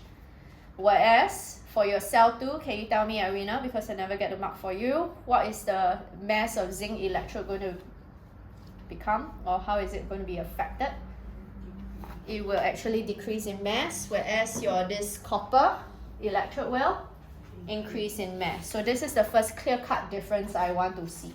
So I repeat, electrodes X and Y did not change in mass, while zinc electrode decreased in mass and copper electrode increased in mass. Another difference you can say is cell 1 is electrolysis. Electrolysis is a non-spontaneous reaction. So if you say this is non-spontaneous, whereas cell 2 is spontaneous, I also accept your answer. Okay? Another answer I also accept is your color change of your this solution. Okay? So do you all see that my this not color change, my bad. Another one is you can talk about is, what did I mention just now? I forgot. Oh, I can talk about the electrical energy. So again, in cell 1, right, electrical energy from battery is converted into chemical energy, whereas this in cell 2, you can say how the chemical energy is converted to electrical energy. So it's the opposite. So I repeat, either you can say how electrical energy is converted to chemical energy for cell 1, whereas chemical energy is converted to electrical energy for cell 2. Another thing is talking about oxidation and reduction. You realize they occur at different terminal signs. You already learned that your anode and cathode, your sign, right, is actually there's difference already. There's a difference. So one thing you can say how oxidation, okay, you can say how in cell 1 occurs at the positive terminal, while oxidation occurs in the negative terminal in cell 2. Right? Another difference I also can say, reduction also the same thing. Reduction occurs in the negative terminal in cell 1, while in the positive terminal in cell 2. Okay? Now, half equation for X, you should know, it's just simply this particular equation, just fill in the blanks. Alright? You should know. For cell Y, you should know is again this particular equation for your this cell Y. Alright? So know what's the difference between your X and Y. Just fill in the blanks accordingly. Next one, for your zinc, you should know is just zinc. I'm going to just erase. It will just be zinc, okay, that is oxidized to form Zn2+. Alright? The other one, copper, you should know because copper is the lower position in the reactive series, it will be preferentially discharged.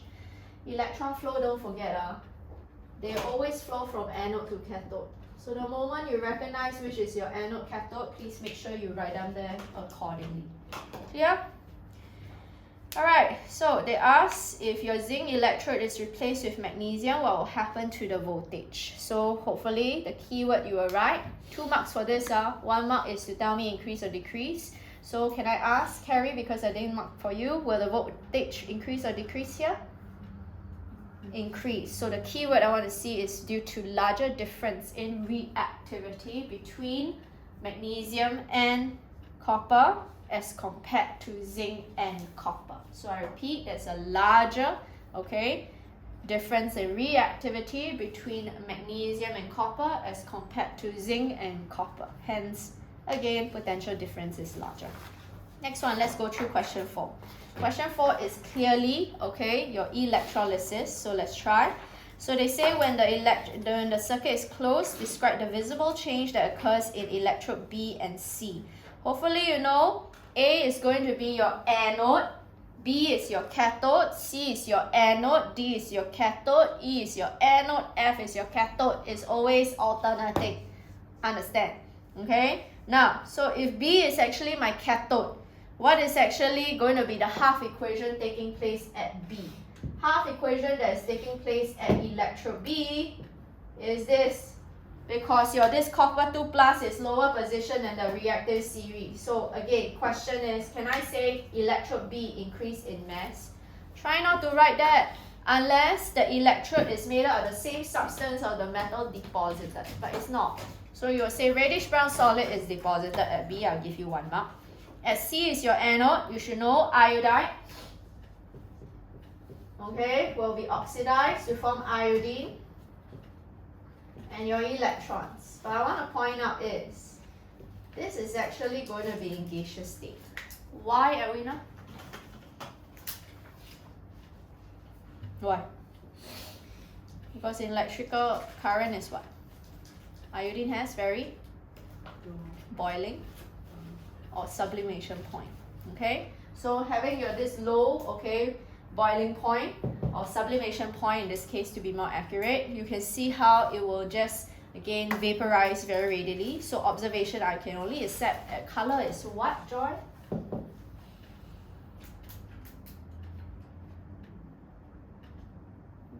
Bao vapor, okay.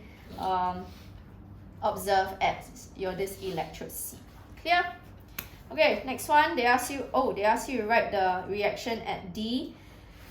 Anode, cathode, so you should know potassium, same thing. At D,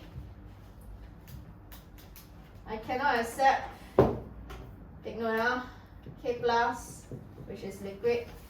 This K will actually be in liquid state as well. Why? Because it is a group 1 metal with relatively low melting point. Next one, what will happen to the lamp if heat supply is removed? Can you tell me, Dre, because I never get to mark for you. What will be the lamp? Will it light up or not light up if there is no heat supply at cell 2?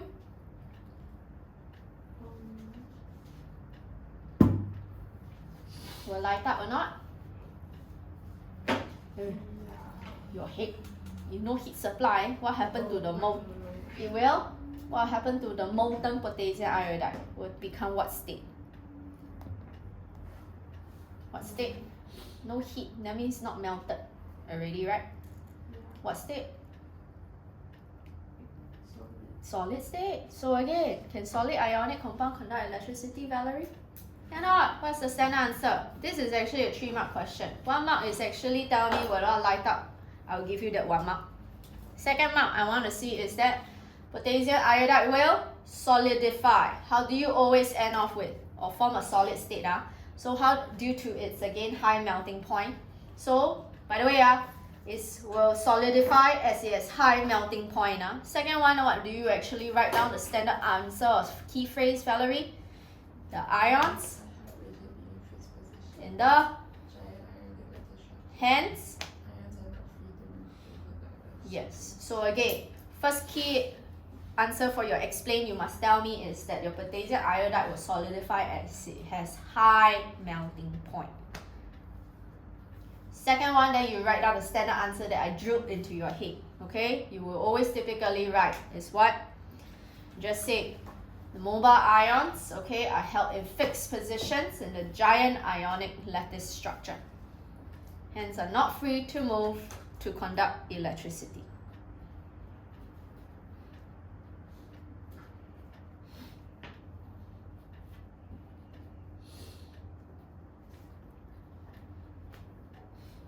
Understand? Next one. Joy, because I never get a mark, what will be colors of litmus? They add litmus solution now. By the way, litmus solution in neutral state is purple in color. Keeping that in mind, what will be the color change?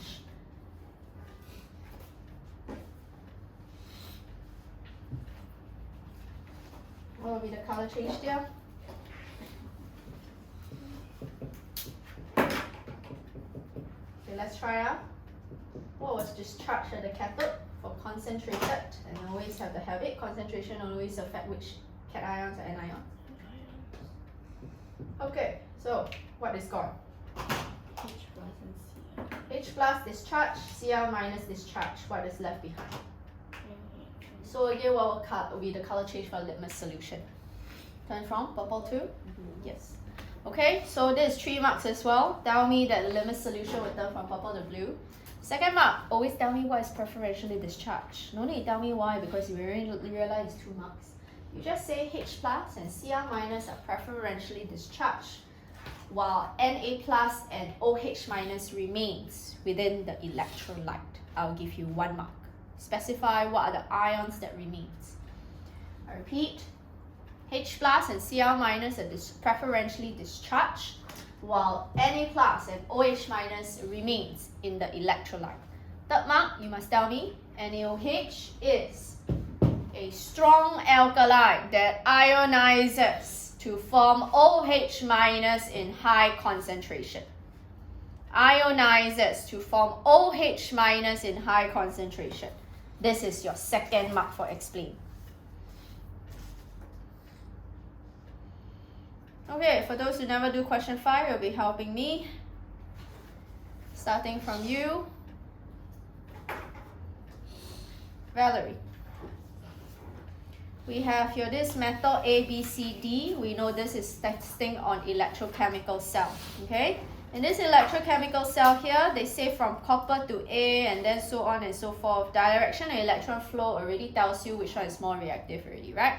Because electrons always flow from more reactive to less reactive or less reactive to more reactive. Because more reactive metal always loses electrons more readily. Okay, so based on this, can you tell me what is the arrangement of these 4 metals based on decreasing reactivity? So Arina will tell you whether you're right or wrong.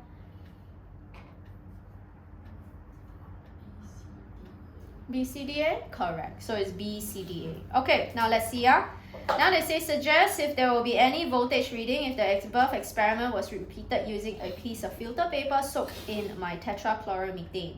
So the electrolyte now they say instead of dilute sodium chloride is tetrachloromethane. Dre, can conduct electricity or not? This question is testing you on what chapter? Chemical bonding. Yes. So what's the standard answer? So obviously, this is actually 3 marks. First one, what must you mention? They cannot conduct. There will be voltage reading will be 0, right? Agree? Second key standard answer is what? Tetrachloromethane is a what kind of structure? Covalent. Simple covalent molecule. What's the standard key phrase that we describe for simple covalent molecule? Why cannot conduct electricity? There's no denuclearized electron. Or mobile free. That is the standard answer, the 3rd mark. Okay, so again, so this tetrachloromethane is a simple covalent molecule. Last mark, you just say there are, again, no mobile ions or free delocalized electrons free to move to conduct electricity. Standard answer, okay? Next one, ionic equations for the copper and this is that you should know copper will be, again, preferentially oxidized. Hydrogen will be preferentially discharged. Okay? Alright, next one. Reason being, you should know already, solution is actually dilute sodium chloride. So that's why, again, copper being more reactive, we should know what happens, right? So they ask you state 1 observation. There are multiple observations. Let's see 1. Joy, what is 1 observation I can say? Because I know what is the half equation taking place already. This is at the copper electrode. This is at electrode A. Okay, so what is our 1 observation I can say?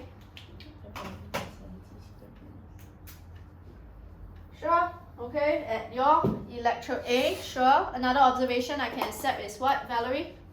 Besides effervescence of colorless gas produced? In mass. Copper electrode decreases in mass. Dre, what's another observation I can say? Because this is here. So it's what?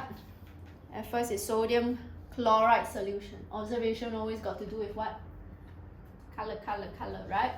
So, any change in color for the electrolyte will turn from to? Yes, correct. I will accept any one of these three observations. Alright? You can say electrolyte will turn from colorless to blue. You can say copper electrode decreases in mass. You can say effervescence of colorless gas produced at electrode A. Reason is the same thing. So the first one for the copper, you must tell me how. This copper electrode is preferentially keyword oxidized, okay, to form Cu2 plus that increases in concentration. So again, how is the mark delegated? So you get the same thing. The second mark for the explanation is copper is preferentially oxidized as it is a non-inert electrode. Second one, you must tell me concentration of Cu2 plus increases, cause solution to turn blue, or you can say for your copper metal to decrease in mass. If you want to talk about the hydrogen, then you will tell me which one is preferentially discharged. Same thing. Okay, now when you're ready, flip to this question 36. Like I said, any questions I never get to go through, I already send the answers. Why do I want to go through question 36? Because this is about your fuel cell. I said already, girls, I said in your this notes, right? The last page of the notes, the fuel cell, please know the half equation, just memorize. Half equations for the anode, cathode, and your overall equation. Remember, hydrogen is always supplied where, Carrie? At the anode or cathode for the hydrogen fuel cell. Hydrogen is always supplied at the anode. Your cathode is always, your oxygen is where it's going to be supplied at, okay? So now we have another kind of fuel cell, which is your microbial fuel cell. So the first question, you can see how, okay, they ask you to explain biodegradable. Please know how to explain, girls. You always say a substance, okay, that is broken down into simpler substances, but because of the word bio, you must say in the presence of bacteria or microorganisms. Okay, substance broken down into simpler substances in the presence of bacteria and microorganisms. Now, some of you not sure how to come up with your this half equation. I'm going to show you something. Whenever you want to come out your this half equation, okay, you ask yourself what are your reactants and your products. We know at your this, okay, cathode here, your oxygen is a reactant. Not only that, do you see hydrogen gas actually pass through the ion membrane channel? Means hydrogen ions is also part of your reactant. But I also know what are my products, right? Do you see oxygen become your this water? So water is your product. So this is going to be your half equation. Remember, for ionic equation, we always need balance elements, then your charge, then elements again, right? So we balance elements first, so hopefully you know this will be a 2, this will be a 4. However, remember we also need to balance your charge. But because this is at the cathode, cathode always undergoes gaining of electrons, since you always undergo reduction. So all we need to take note of is, can I ask Ayu, how do I balance the charge here then? How many electrons? You sure? 4. Okay, so that's why this is the half equation.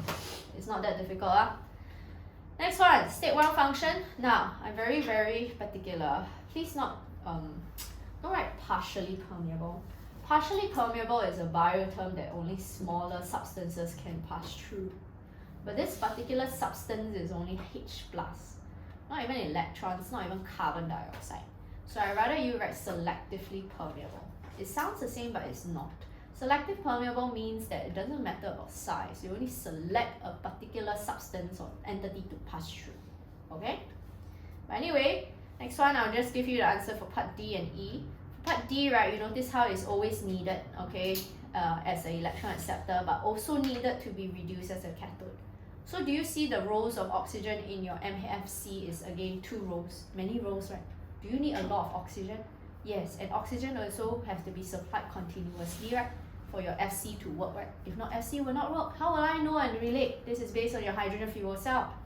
I gave you one disadvantage for hydrogen fuel cell is your hydrogen and oxygen must be continuously supplied, okay, to generate that electrical energy.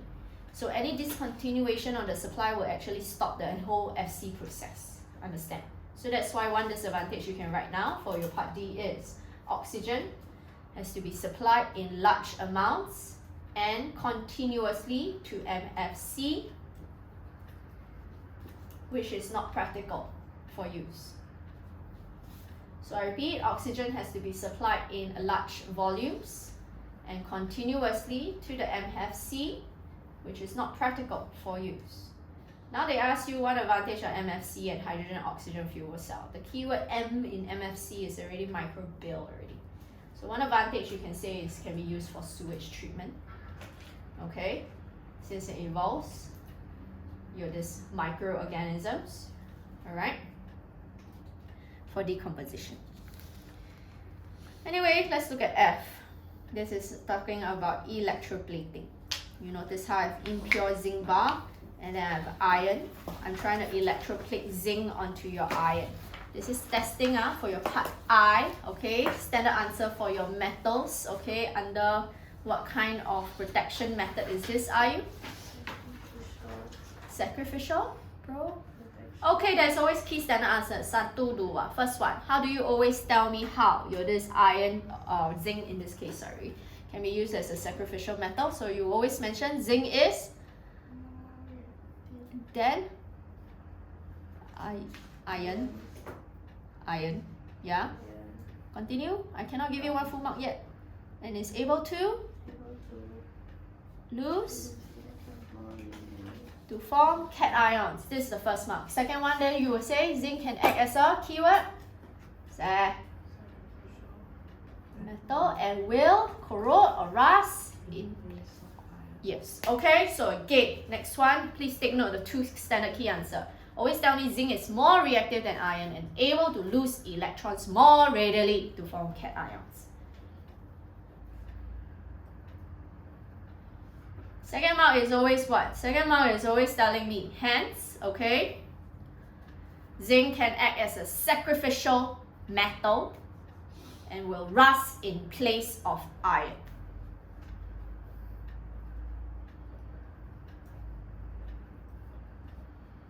Alright, know the standard answer. Next one, I'm very particular what suitable electrolyte you all use. You can give me any ionic compound, however, you must emphasize whether it's molten or aqueous. Without the word aqueous or molten, no marks. Reason why? Because this here, they specify electrolyte. And I already say give me quality answers. Okay, girls? So, again, you can say, let's say zinc nitrate solution, okay? Or again, zinc sulfate solution or aqueous zinc sulfate, anything. Okay, next one, concentration of ion. So let's try. Because I never get the mark for you, can you now tell me, Arina, what will happen to the concentration of ions still? Will change or not? The zinc ions. Will change or not? No. So what is the key word that you write? No net change in concentration of zinc ions. Carrie, how do you give me my standard answer to explain why? Because zinc will be oxidized at the anode or electrode A, right? And to form what? Zinc 2 plus ions. And what happens to zinc 2 plus ions at the? You must tell me no net change what? So why no net change? And then at the iron screw, the electrode at B, zinc 2 plus will be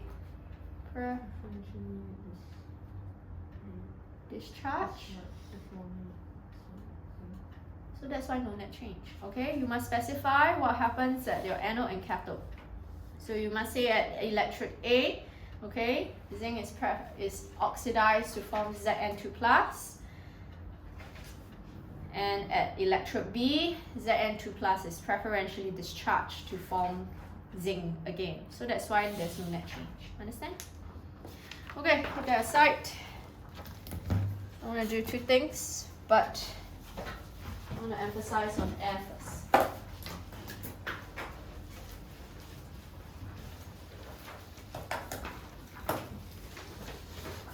Now for air pollution, you can see how the notes, I already have this 6 air pollution. But every time you want to do any single air pollution, again, we learn that we always need to learn your 3 things, which is source, effect, and treatment. Alright?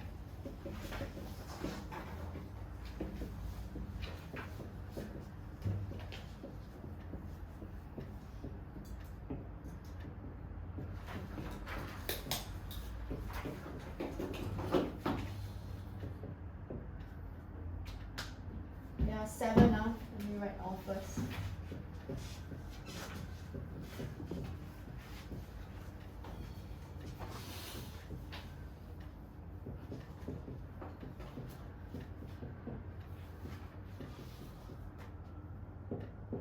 Ozone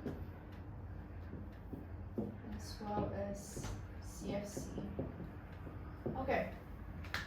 So we always need to learn source effect treatment. Just need to focus on this treatment is only solutions that can tackle sources that are man-made. Understand? Man-made sources.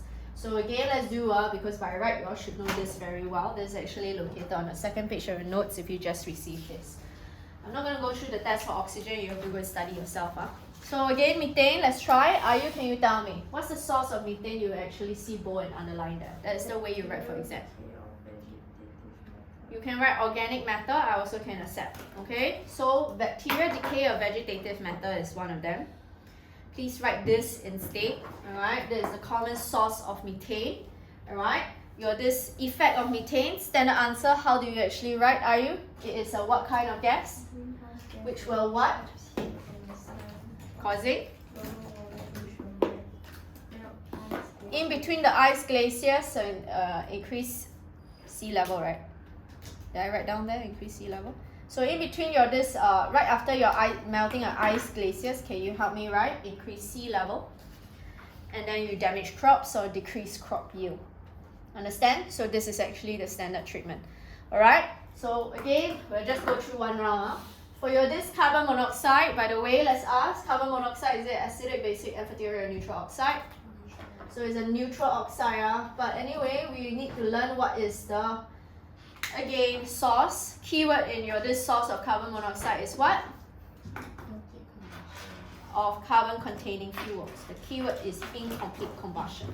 If you never write incomplete combustion, you will be penalized. Now, what is actually the effect, Arena? Please don't write the bio. Chem is write chem terms, bio is write bio terms. So you bind permanently with, to decrease what kind of transport in the blood? Oxygen transport in the blood. Please learn how to write bio explanations and write how to write chem explanations.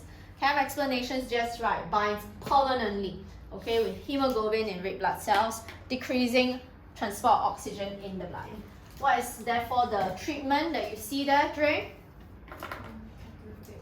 Yeah, so there are a few ways. First one, there are a few ways that catalytic converters can actually work.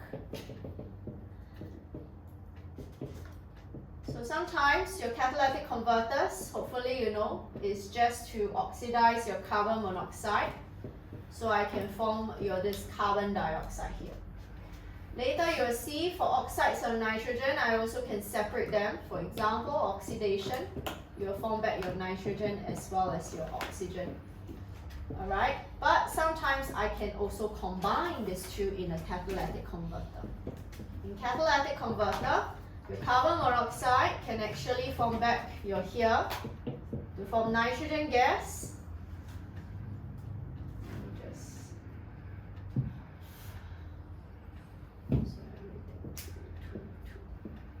Okay, can actually form back this carbon dioxide and nitrogen. So what do you start to see? Whenever you have carbon monoxide, under your catalytic converter, you will always be converted to carbon dioxide. Okay, and then if you have any oxides of nitrogen, even if I use NO2, you will also form back this carbon dioxide and nitrogen gas. So all you need to do is just balance, okay? So let me just balance first. 1, 2, 3. So we have 2, 2, 4, half. So it's half. So that's why times 2, times 2, times 2, times 2. 2, 4, 60. 2, 4, 60. Yes. Okay, so I repeat whenever you have carbon monoxide, you will undergo your catalytic conversion to form carbon dioxide. If you actually have oxides of nitrogen, you will always form back your nitrogen gas. Okay? Clear? In the sum equations, please know how to know for catalytic converters. Now, why do I actually combine this? Because later we'll see. Your oxides of nitrogen, we have two sources. What's the two sources? First one, high in car engines. High temperature in car engines will cause what? Do not stop there. Will cause atmospheric and to react to form. That is what you write. High temperatures in car engines is one. The other one is what, Dre? Not only high temperature in car engines, but also lightning. So again, whenever you just want to write the source, please don't just write high temperature in car engine. Please don't just write lightning. Elaborate with effort, which cause atmospheric and nitrogen and oxygen to react to form oxides of nitrogen. Understand? Okay, so take note about this.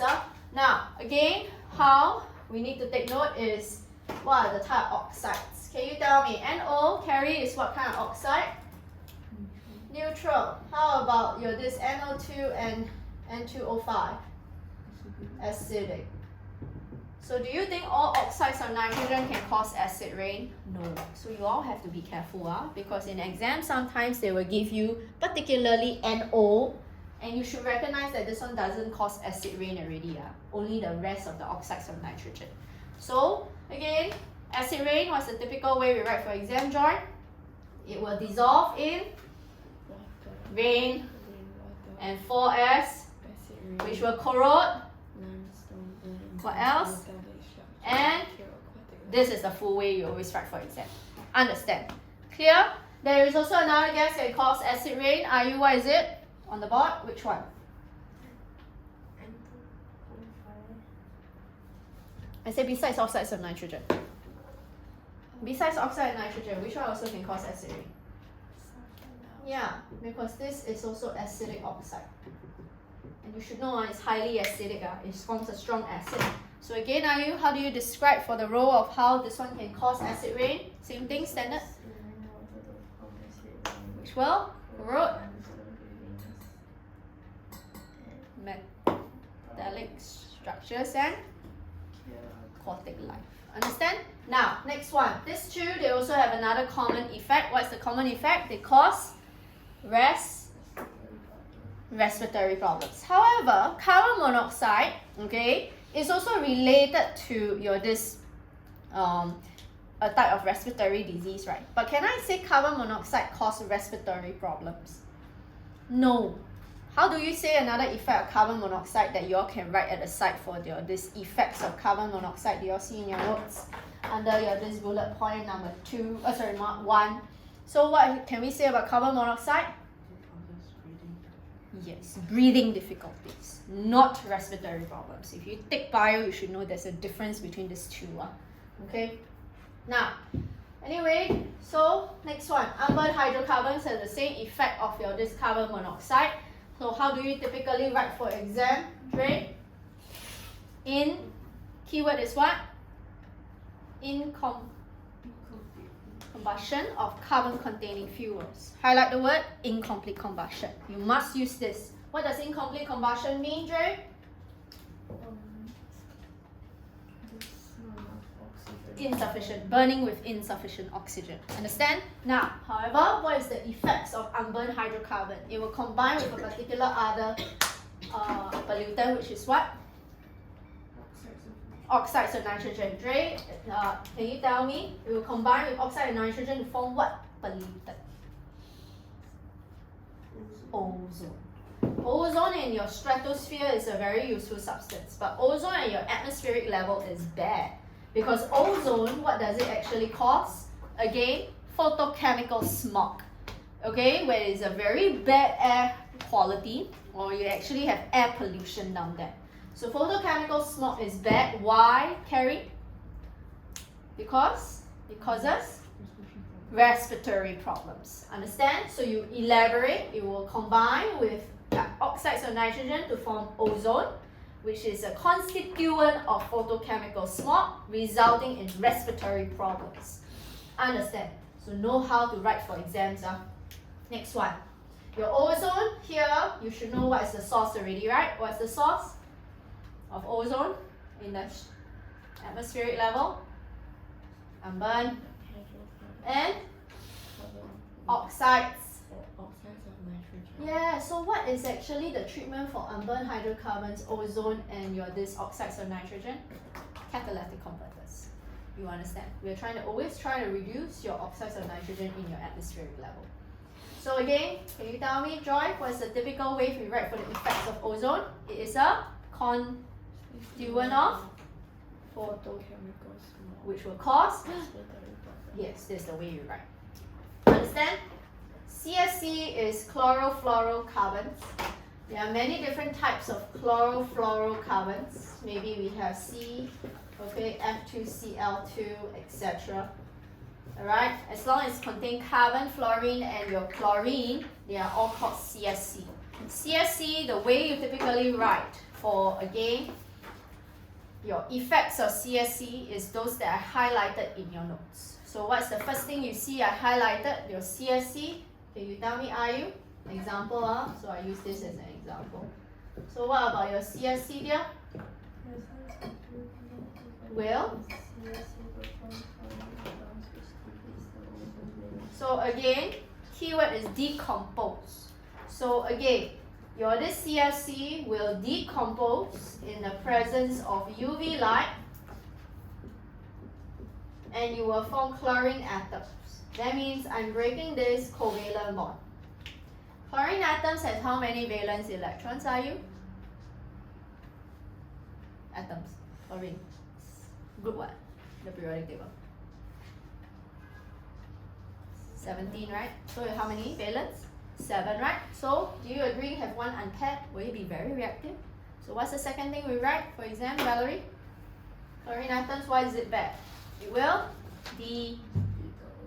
why is that bad? Elaborate with effort, which will allow to reach, causing two things. What are they?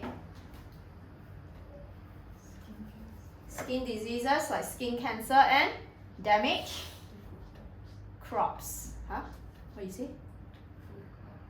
Oh yes, okay, so damage crops, understand? So that's why it is so bad. Ready? Let's go through one round. Okay, starting from you, Arina. Can you tell me what is actually the effect of my this oxides of nitrogen? Two things. Number one, it causes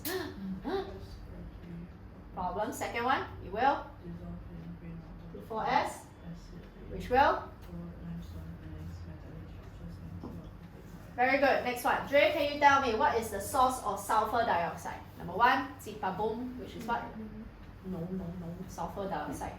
The volcanic eruptions and burning off for containing sulfur.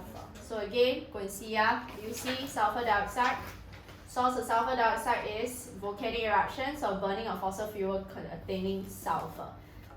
Terry, ready? What is therefore the effect, treatment of sulfur dioxide? How do I treat sulfur dioxide? Because the treatment I say is by man-made, right? So the man-made is the burning of the fossil fuels containing sulfur, right? So every time we have your power stations, you have all the flue gases, right? Before your flue gases actually is released to the atmosphere, by the way, flue gases means what? Waste gases. So before the flue gases released to the atmosphere, they will pass through what? So, sorry, cannot hear you. Louder, dear. Calcium chloride? Calcium carbonate. They will. So what do we write? We always desulfurize. Okay, the flue gases with what she say, calcium carbonate. Because flue gases, they containing acidic gases. It's like acid properties, right? Can acid react with carbonate? Agree? So I gave you even a chemical equation how I remove the sulfur dioxide at the third column at the bottom of your notes. Okay? Now, so let's try. Okay, what is therefore the source of sulfur dioxide? Oi, is what? Zipabum. And burning. Containing. Next one. Okay, what is the treatment of sulfur dioxide? Flue gases with calcium carbonate. very good. Next one. What is actually the source of your this CFC ozone? Of and to form ozone, right? Agree? Is ozone bad? Why? It is a constitutive smoke, which will cause respiratory problems. What is therefore the source of carbon monoxide and the effect of carbon containing fuels? Yes, substances. What is therefore the effect? Binds.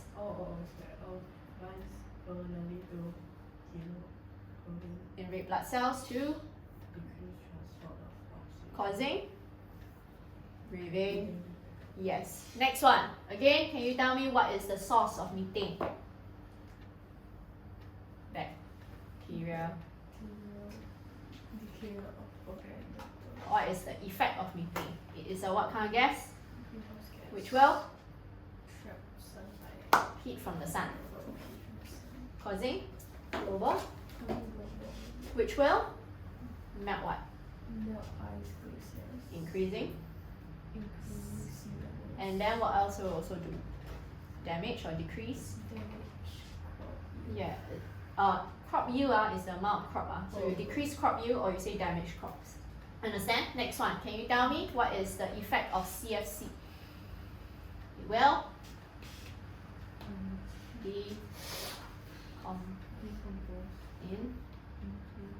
in what? In presence of? To form? Keyword?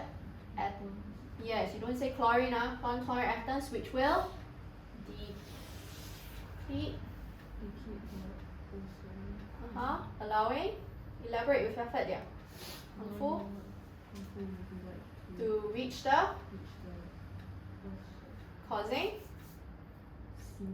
skin diseases and damage. Yes, next one. Can you now tell me what is therefore the source of oxides of nitrogen? High temperatures in car engines and what? Lightning. You don't stop there, right? You will cause atmospheric and to react to form oxides of nitrogen. Okay. Famous graph. You must relate.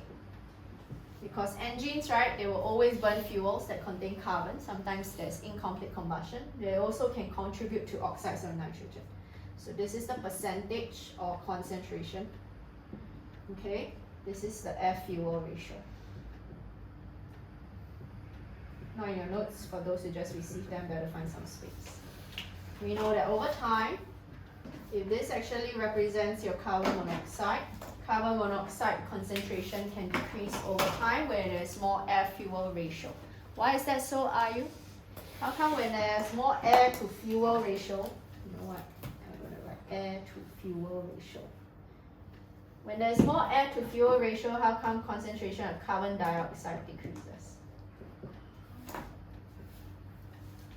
When there's more air, that means there's more oxygen, that means there's higher likelihood of what kind of combustion? More oxygen is what? Complete combustion. So when you have more complete combustion, you have lesser incomplete combustion. Will it result in lower concentration of carbon monoxide? Yes, right? So again, the reason you all should know, higher air to fuel ratio, higher oxygen for more complete combustion to occur. That's why concentration of carbon monoxide decrease. However, how come oxides of nitrogen will increase over time?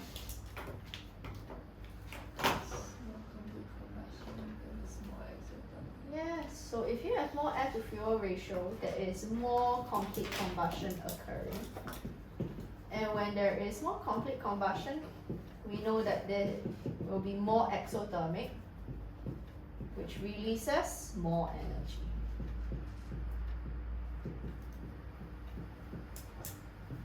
Or more heat in this case. And when you release more heat, temperature actually will increase. So that's why concentration of your oxides of nitrogen increases.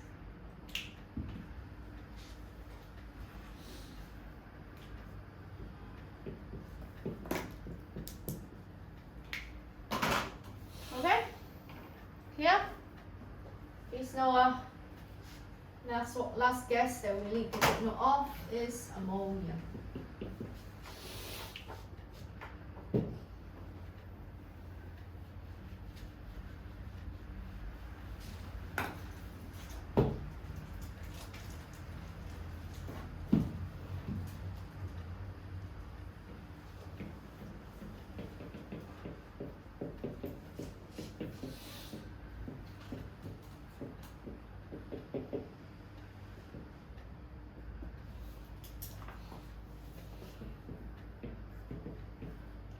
Okay, ready? Now, let's ask. Arina, can you tell me? Name me some reactions that you can do in the lab to actually produce ammonia.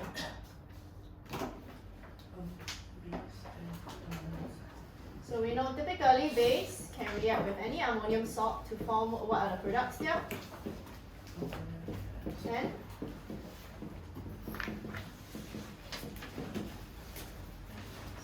Oni and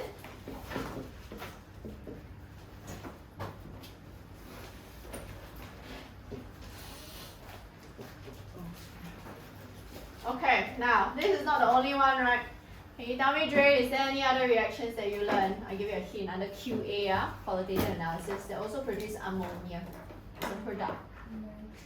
Nitrate test, right? So we learn under the nitrate test in the presence of what? And aluminium. Alright. In the presence of this, what else must I also do, Dre? You must heat. Yes. And then I also potentially can form ammonia gas. Now there are, again, for your ammonia gas, 3 properties I want you to take note about ammonia gas. Can you name me a first physical property of ammonia gas? Can you tell me, Harry? What is one first physical property? Physical property. Anything about ammonia gas you can know? Cannot be 0. You?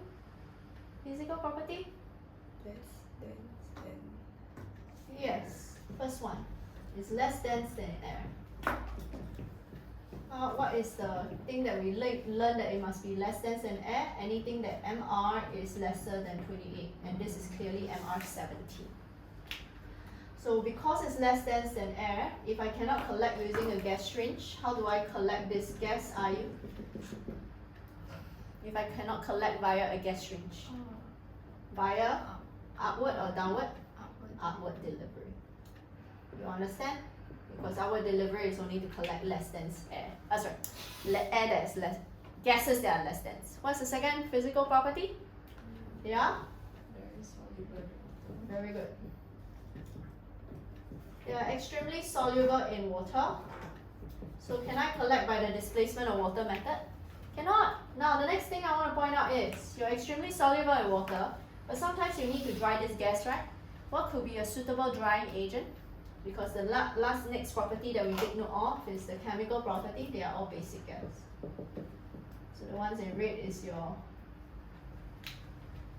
physical property. The one in purple is the chemical property. So how do I dry this gas, Valerie? What are the drying agents I can use? Can I use concentrated sulfuric acid? Cannot. Then I can use what? Calcium oxide. Or we can use fused calcium chloride. What does fused in calcium chloride mean? Heated. Okay? So if I use fused, it means heated. Now, by the industrial method that we learned for the production of ammonia is this nitrogen here. It's a reversible reaction that we need to take note of when you produce ammonia gas. The question is, we need to learn our 3 conditions, right? What's the first condition, Arina? 450 degrees Celsius. What's the second condition, Dre? ATM? 250 ATM. Last condition is what? Dear? What's the last condition? Finely divided iron catalyst. Understand? So please take note about this. The second thing we need to take note about this ammonia is how do we actually increase the yield of ammonia collected, because this is a reversible reaction. By the way, I need to highlight, you all need to write down the reversible arrow in exam if you write down your Haber process equation. So for this, how do I ever increase the yield of ammonia? So you just need to remember, don't need to explain why for now. You'll learn that in A levels. So the only thing I want you to take note is decrease my temperature can increase the yield of ammonia. Another one is I increase pressure, I can increase the yield of ammonia. These are the two conditions. However, let's ask, can you tell me, Joy, how come by right, I said that decrease temperature, I can increase the concentration of ammonia I can collect and produce, right? But how come I said want to put it at 450 degrees? Suggest why. Suggest why I choose at 450 even though decreasing temperature can increase the yield of ammonia. If you decrease temperature, it's at let's say 0 degrees Celsius. Is it ideal? Why not? Because rate will be too slow. So again, just to let you know, you cannot decrease too much. Okay, this is the optimum temperature. Why? Temperature cannot be too low as rate of reaction will be too slow. We don't want that to occur. 1, 2, 3. Standard answer to explain why decrease temperature, decrease rate of reaction. Decrease temperature, what happens?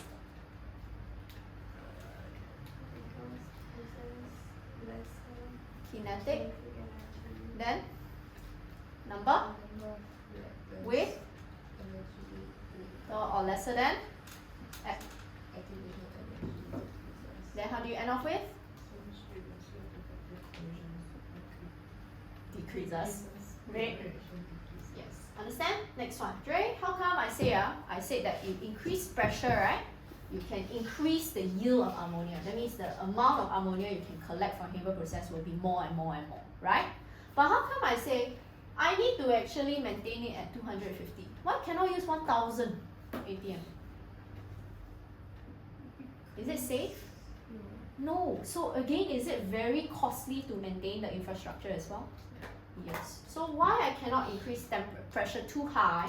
Because you can say too high a temperature, it will be costly to maintain, okay, the pressure within the infrastructure. Understand? So take note here. Now the question would be, Carrie, can you tell me why the need to manufacture ammonia in the first place? Because ammonia is used for what? All your grocery shopping come from where? Come from where? Ultimately, they come from where? Agriculture, right? So what do you need for agriculture? So again, these are all to make nitrogenous fertilizers. One component in your nitrogenous fertilizers is your ammonium salts. Okay, so the question would be, usually this is to help make nitrogenous fertilizers, but usually they like to test acids and base with nitrogenous fertilizers. Usually if I use nitrogenous fertilizers, I cannot mix them with things like calcium oxide or calcium hydroxide. So why? Farmers typically sometimes add calcium hydroxide or calcium oxide into soil. Why? Because all rainwater is acidic. Why? Can you tell me, Joy? In the air, what acidic gas do we have? Yes, carbon dioxide dissolve will form what? Carbonic acid, what? Isn't it acidic? So usually you want to increase the pH to grow certain crops.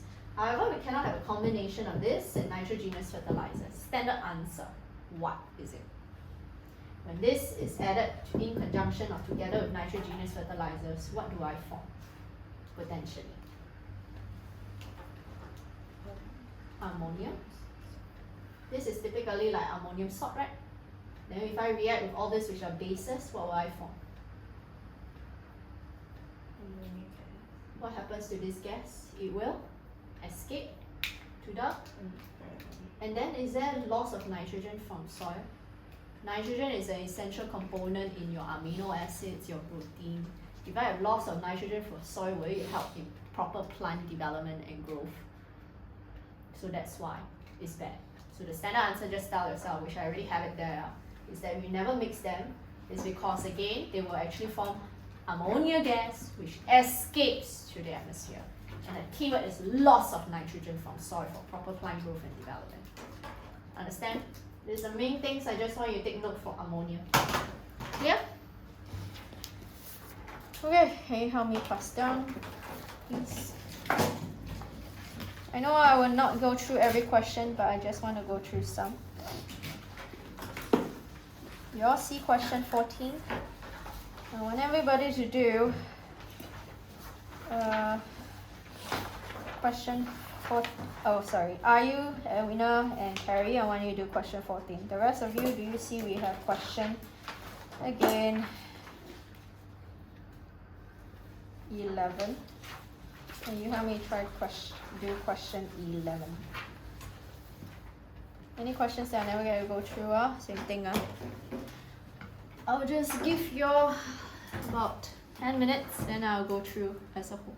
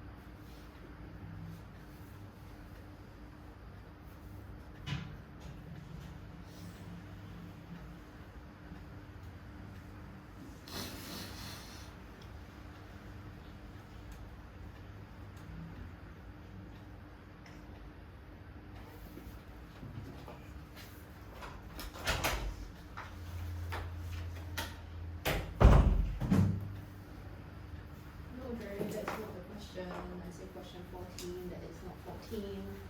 That's 15. Okay, I'm gonna go through let me mark first. Same thing, whatever, Nana, gotta go through, I'll send you the answers later.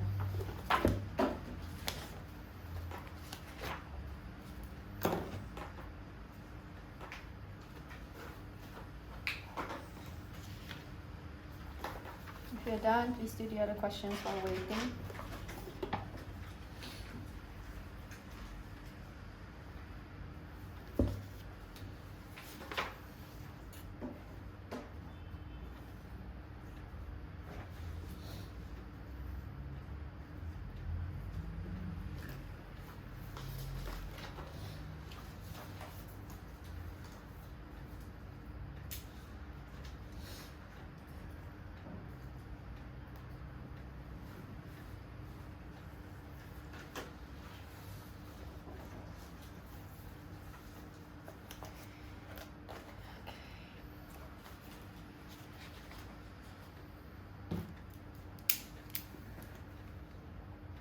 Oh, 11 and 12, forgot to mention. Please do 11 and 12. Question 14.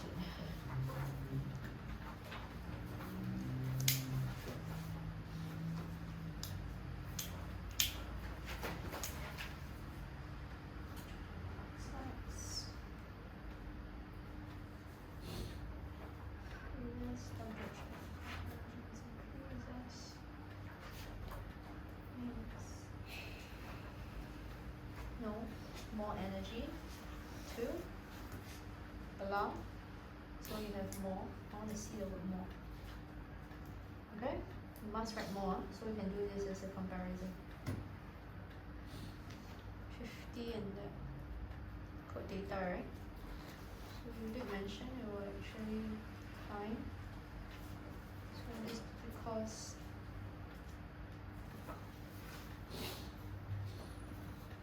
it's not occur yet. It will occur what? If not, why would I have carbon monoxide? I still have carbon monoxide then. Right? So I cannot say occur. So you should be comparing. If you're moving faster, will you actually have more oxygen? Right? So if more oxygen means you have more complete combustion. Always compare more or less. You don't say not more. So more complete combustion for and lesser incomplete combustion. That's why the mass of this one will decrease. Understand?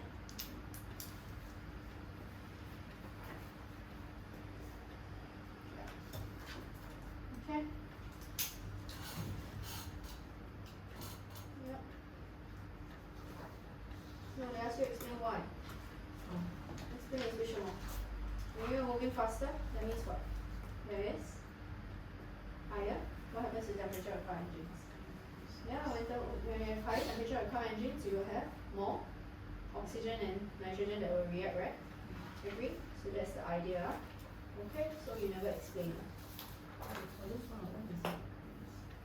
Ah, okay. So again, for this one is because there is a limit to how much oxygen you can actually receive. You are moving faster and faster. What causes this faster movement? You need to burn a lot of fuel, right? But oxygen and air is limiting that. Make sense? So that's why. Let me see your quotation later. Oh, I haven't finished yet. Can I mark your behind first? Okay, presence of this, decompose,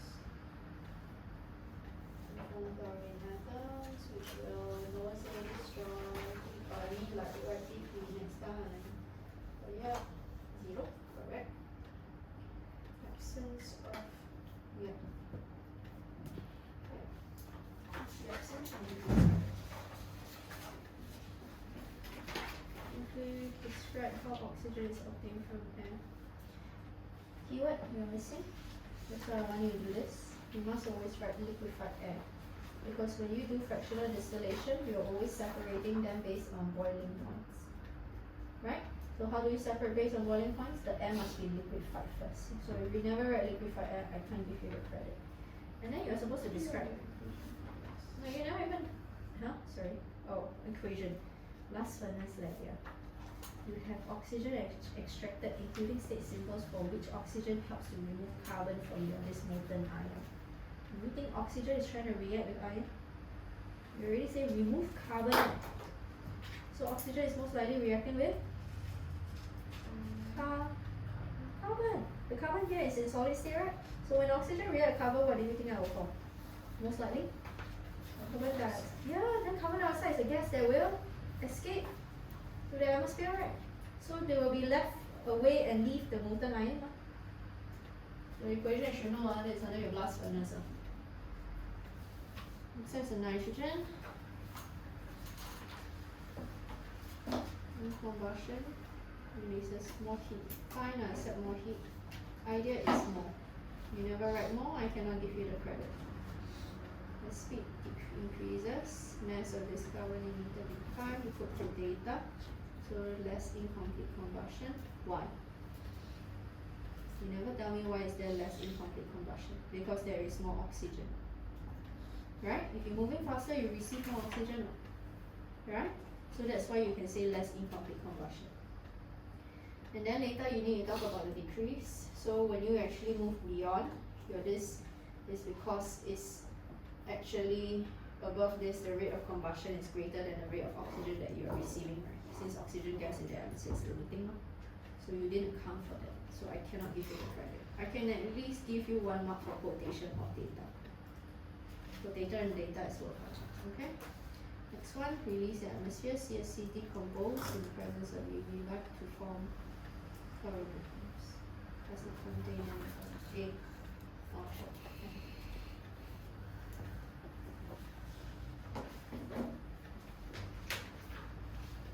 Then, fractional distillation of liquefied air, you must further elaborate how is oxygen separated from based on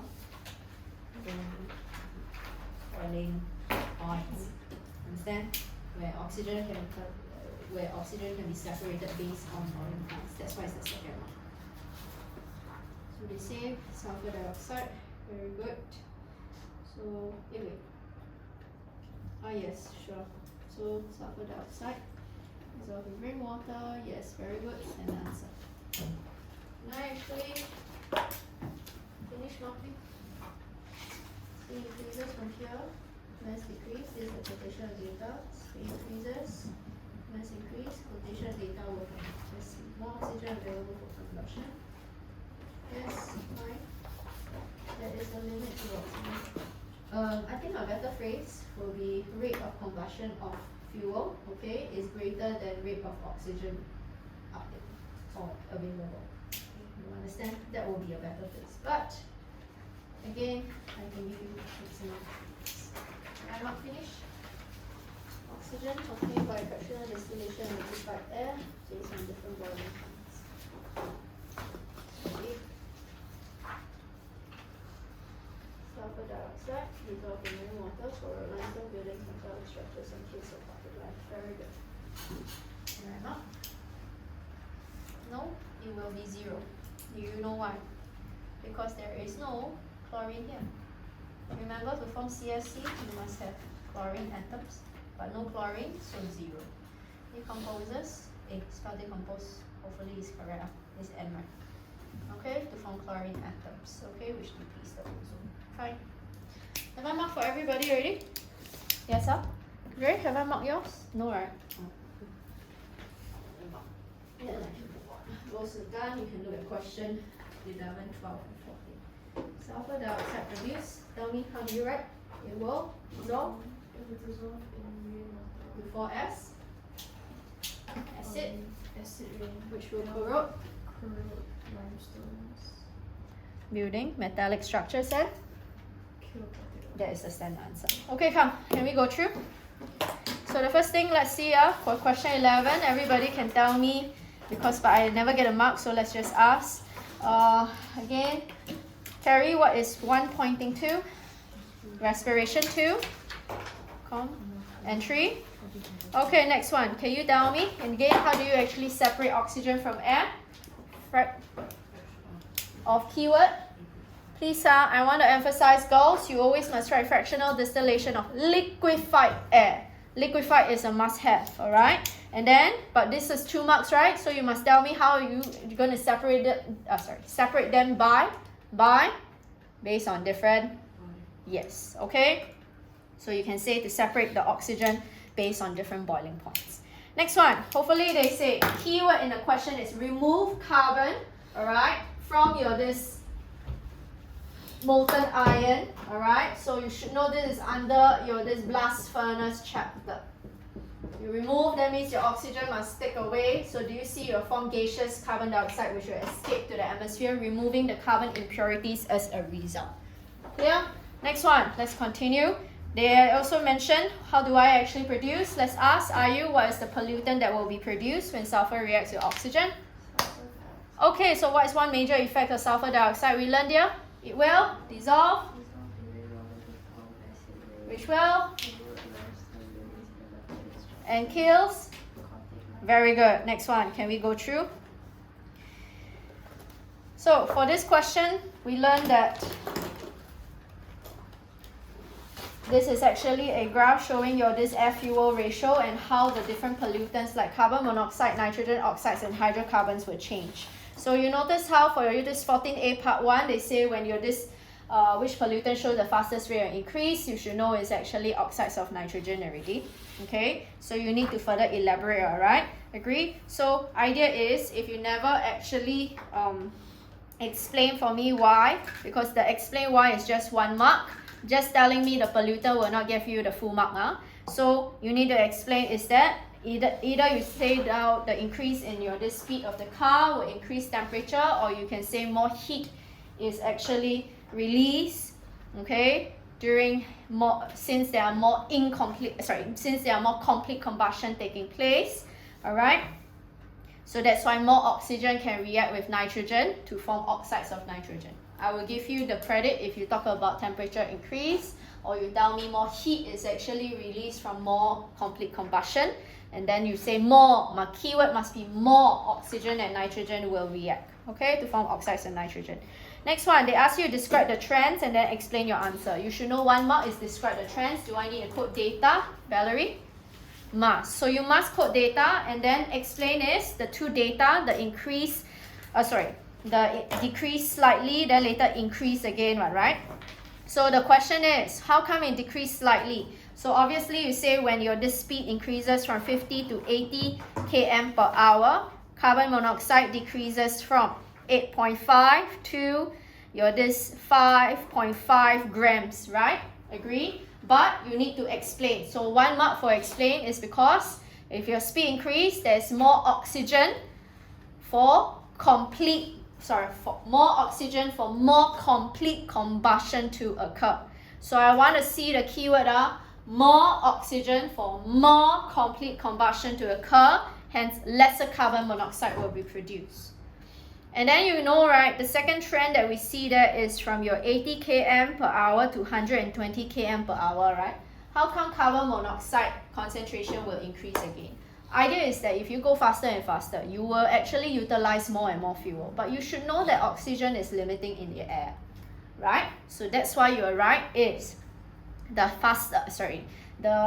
as speed increases, okay, you will say that again, the quotation of data from your this 80 to 120 km per hour, mass of carbon monoxide increases from 5.5 to your this 8, okay, grams. Then the next mark is to explain. So explain, you all should know already, as speed actually increases, rate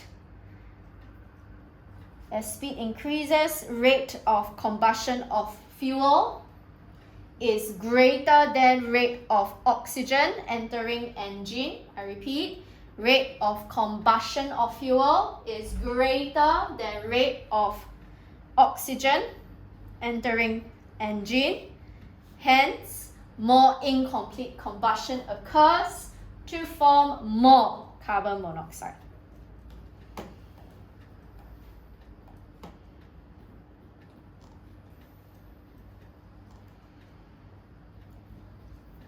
Okay, clear? Okay, with that, take note for part B. Let's see.